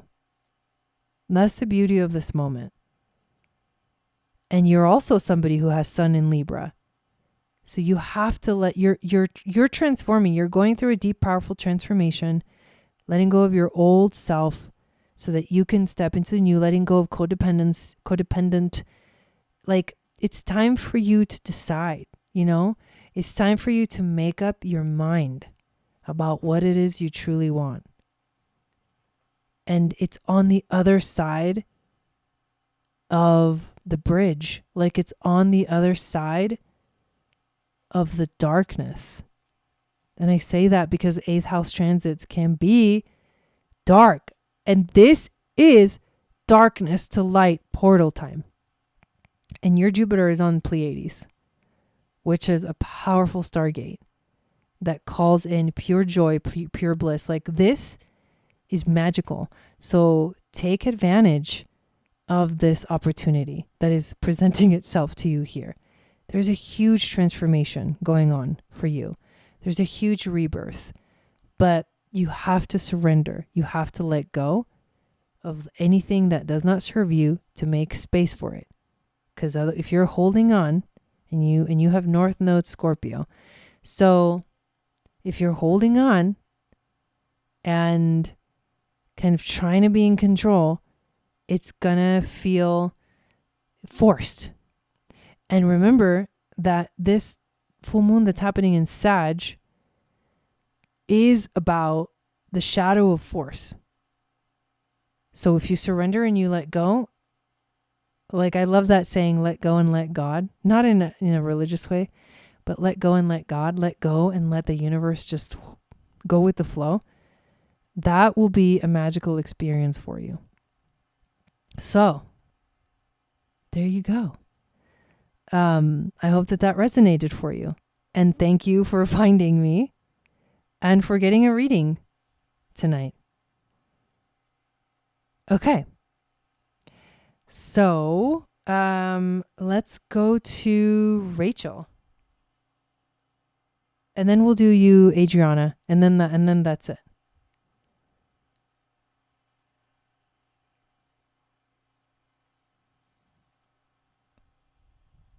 Yeah. I'm still looking at this chart. It's really beautiful. This is an opportunity. This is a huge opportunity. Yeah, exactly right. Definitely a power moment. Take advantage of it. Okay. Waheguru. Waheguru.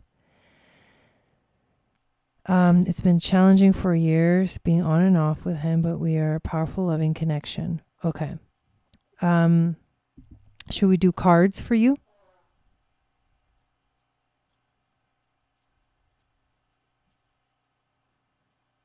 Oh yeah, you said card reading. Okay, didn't catch that. Okay, so what does Rachel need to know about her relationship with Titus? What insight can she receive in this moment that will help guide her in this relationship? Okay.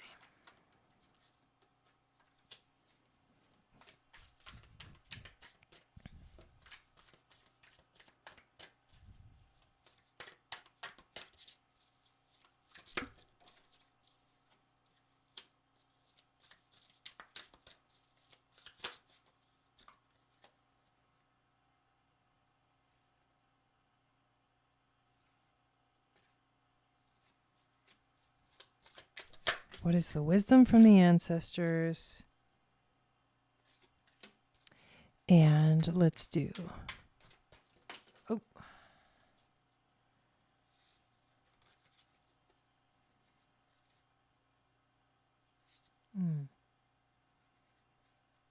Okay. So, nice. So the first card that we get is the Ace of Pentacles or the Ace of Pearls, and it is reversed. So it has the key words are loss, materialism, poverty, but it's basically about feeling maybe lack, like there's a lot of like a lack of something, there's something missing. And so this tells me that like there's also a focus on what is missing.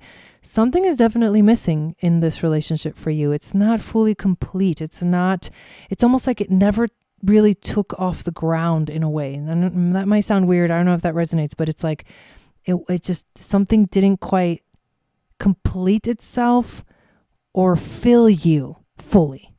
Okay. The challenge, Six of Swords, leaving, going from the chaos to the calm, right? The choppy waters to the calm waters. But this is a card about going away. It's like a new journey.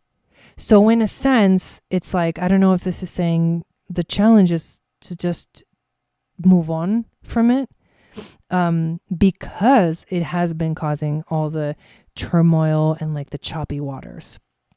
The overall cards are 2 cards reversed. You got a lot of reverse cards, which also gives me the feeling that there's something about this obviously doesn't feel 100% in flow. It feels there's friction there. So King of Cups reversed. I feel like this kind of represents him. Overly sensitive energy, or it could be boastful, contemptuous, definitely not like grounded, and maybe over emotional. And I think that this also generally represents that the energy is instead of grounded and supportive on his end, it feels like it's not fully supporting you in a masculine way. I don't know if that makes any sense. This is so crazy because this is a crazy reading that all these cards came out. But maybe there's a sensitivity there that's being like really triggered. And maybe that's part of the challenge of the relationship. You also got the Temperance card reversed, which normally the Temperance card is about finding balance. But more than that, it's about like, there's work needed here. There's work that needs to, like, there's a process going on. And the process takes time and work and commitment and devotion. And that's missing. It's disharmony. It's imbalance. It's also capriciousness. So it's like the resistance. There's definitely a resistance. I feel like there's resistance in some way with this situation. The wisdom from the ancestors, the 8 of Pentacles, but it is reversed. So it's incapable energy, neglectful, and thoughtlessness. There's definitely like, it feels like there's no presence. The presence is lacking. Like awareness is lacking in this situation. And then it's making people feel like they're not good enough. I'm sensing that someone feels not good enough. They're not meeting. Maybe he's not meeting your expectations. And that's the biggest thing that's going on. And of course, that's going to cause disharmony. And of course, that's going to cause like weird feelings. But it's hard to walk away because then in some ways it feels really beautiful and connected. So I pulled a card for you and for him, and you come out as the Queen of Pearls, which is like almost like a provider energy, like a groundedness, a maternal energy, balanced energy. And he comes out with the 2 of Pearls, which is about finding balance through the harmony. But this is a juggling energy. So there's definitely imbalance. He's trying to figure things out. He's trying to find the balance, but I think he's overwhelmed. And I think that you feel very solid. And I think that might be what is threatening, is like that you don't really need the relationship. And I think he feels that. And maybe he needs someone who he feels like needs him. But the connection and the attraction is strong because obviously you guys have been like on and off for so long that Pearls, Queen of Pearls and 2 of Pearls. No, the pearls are the pentacles. It's not the 2 of Cups. It's the 2 of Pentacles, which is the juggling guy. But yes. Yeah, right? But you guys do feel a connection. You do feel a bond, and that's making it hard to move on. But I think that the solution in this case is it's like bring it out to the surface. What do you want? What are the expectations, Because if you're not willing to like be totally open about communication, then the unhidden things, they just fester underneath the surface and they keep popping up like here and there. But this definitely doesn't feel like good energy or right energy. So I don't think that, I think that it's time to really consider like, why the on and off? Is that what I want for myself? What do I truly want? There's a lot of the pearl energy. There's a lot of pearls. And that's about like whether I have or I don't have what I need. I don't think you're getting what you need. I don't think your needs are being met, and I don't think his needs are being met. And that's why the connection doesn't feel right. But, I think being honest is going to help a lot. Putting things on the table. It's like, what are your expectations about this relationship? What are my expectations? Like, are those real expectations? Do they even match the reality of what's going on? Those are hard conversations to have. But that's what I would recommend. And I'm glad you got a reading. All right. So let's go to Adriana, and this is the last reading of the night. And again, thank you all for being here and getting a reading. So, let's see. It's been a long night.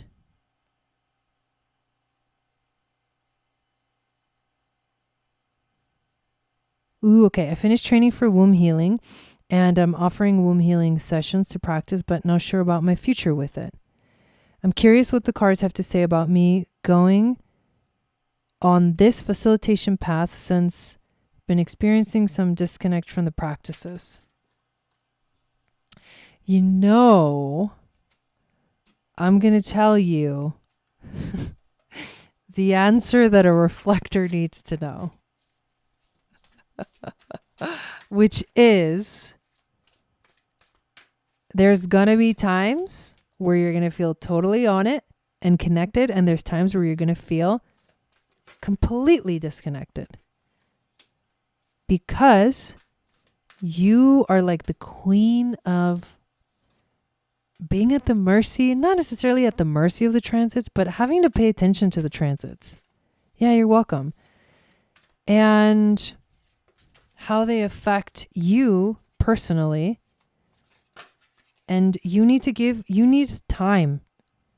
More than anything else, you always need to give yourself more time to figure things out, you know?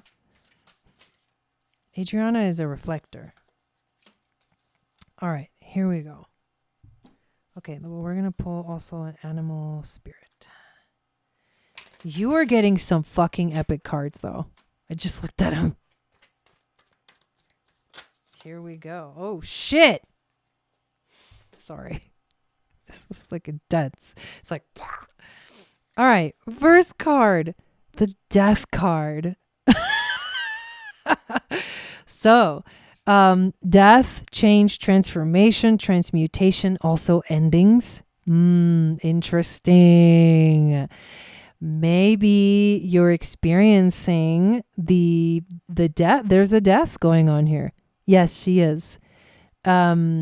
This the death of something, you know? I feel like, you know, as a reflector, it's so hard to find the one thing. You're not really going to find that. But here's the beauty of it, is that as a reflector, you can hold that wise energy that like people will want to come to you for healing. They do want to come to you for healing because you have so much wisdom just to share in general, you know? The really famous reflector that I know is Teal Swan, you know, and I'm sure you know about that. Yeah. And yeah, the death card is pretty epic. And look how amazing she is. The wisdom and like what did she do? She just lived life and then she gained the wisdom from being a reflector. It's like the absorbing of like the energy. But there's you're going through a big transformation. Major arcana cards bring in like big themes, right?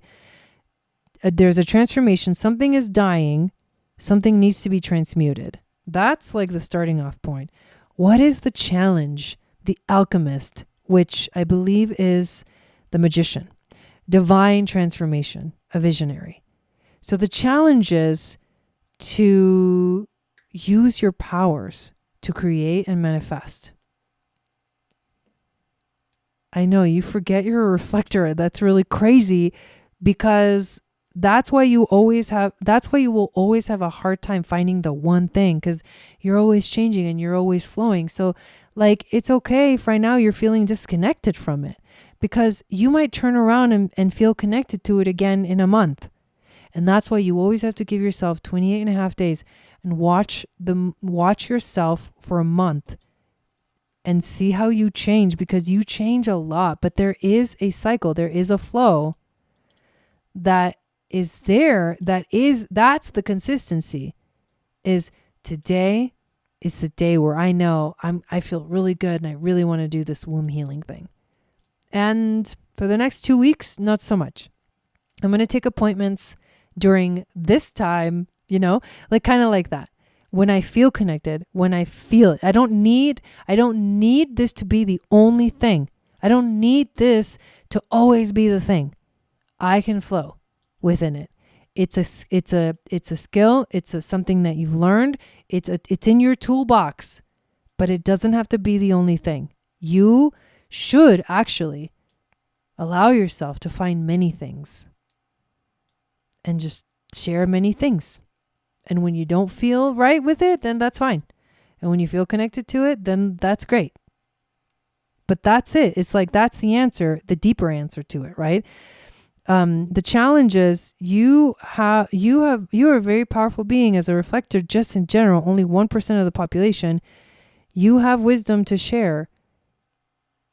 You have to know your power. It's very different than anyone else's power. It's more about observing than it is about observing and channeling than it is about acting and doing. The overall theme, the Emperor. Okay, this is about, it's reversed. Okay, so you got 3 major arcanas in a row, but this one is reversed. When the Emperor card is reversed, excessive control, gaslighting, and manipulation. My sense is that it's like trying to be in control of what's happening. And that's the hardest part for a reflector, because you're always in flow. Yes, exactly. So the more you try to control it, the more frustrated you're going to get. The more like disappointed you're going to be.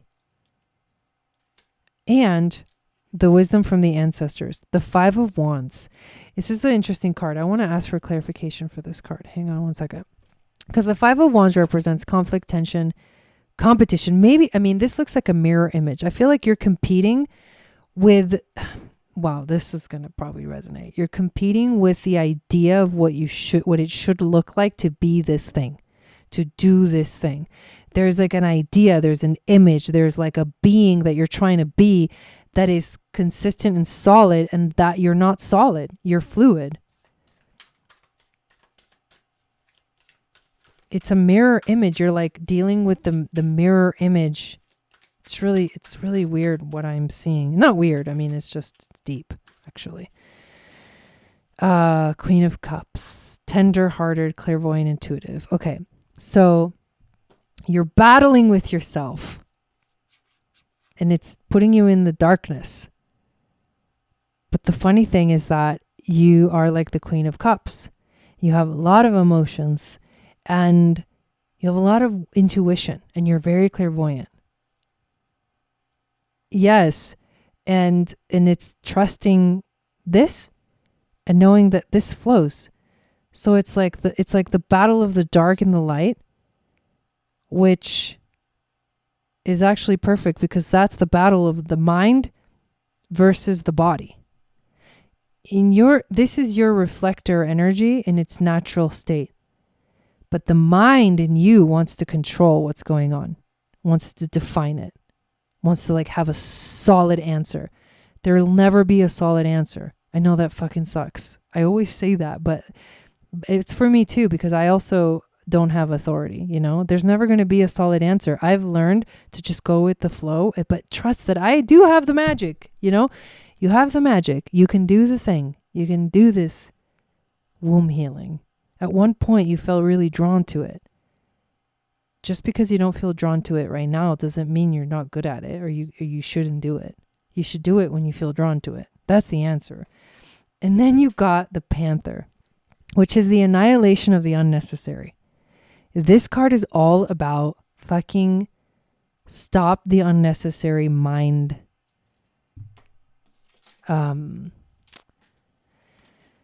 Stop the unnecessary. Yeah, it's the mind. I don't have a word for it, but it's about get out of the way. Get out of the way, because there's magic trying to come through. The annihilation of the unnecessary and purging. The Panther won't stand to see our growth or energy stagnate. Instead, this is very much like the Death card too. Instead, it pounces into our lives and causes all kinds of havoc, with the ultimate intention of bringing us toward more fulfilling lives. It's unexpected, uncomfortable, and sometimes feels devastating, but after all the dust clears, it's easy to see the Panther's wisdom at work. We've all been through these experiences, and they've made us better people. Trust that the Panther's journey always leads to a brighter place. When in balance, you are brave and productive. When out of balance, you are self-destructive. To bring to balance, get rid of the unnecessary mind chatter, as Jeanette says. Yep. Stop the mind games. Okay. Awesome. All right, you guys. That was powerful. Trust the magic. You don't need to look like anybody else, you don't need to be like your teacher. You don't fit into a box. You're going to do it your own way. And your own way is to flow. And that's what brings out the wisdom from you. How about you learn to take that wisdom and bring it into the womb healing? Make it your own. What's the wisdom? What do you bring to it? What's the wisdom that you bring to it? Because there's a lot. So be brave. Trust your intuition. So bring yourself into it, which means flow, allowing the flow. Isn't that the most beautiful? That's how we heal our womb. I mean, you would never tell someone that has to heal their womb that they need to control it and define it. You know?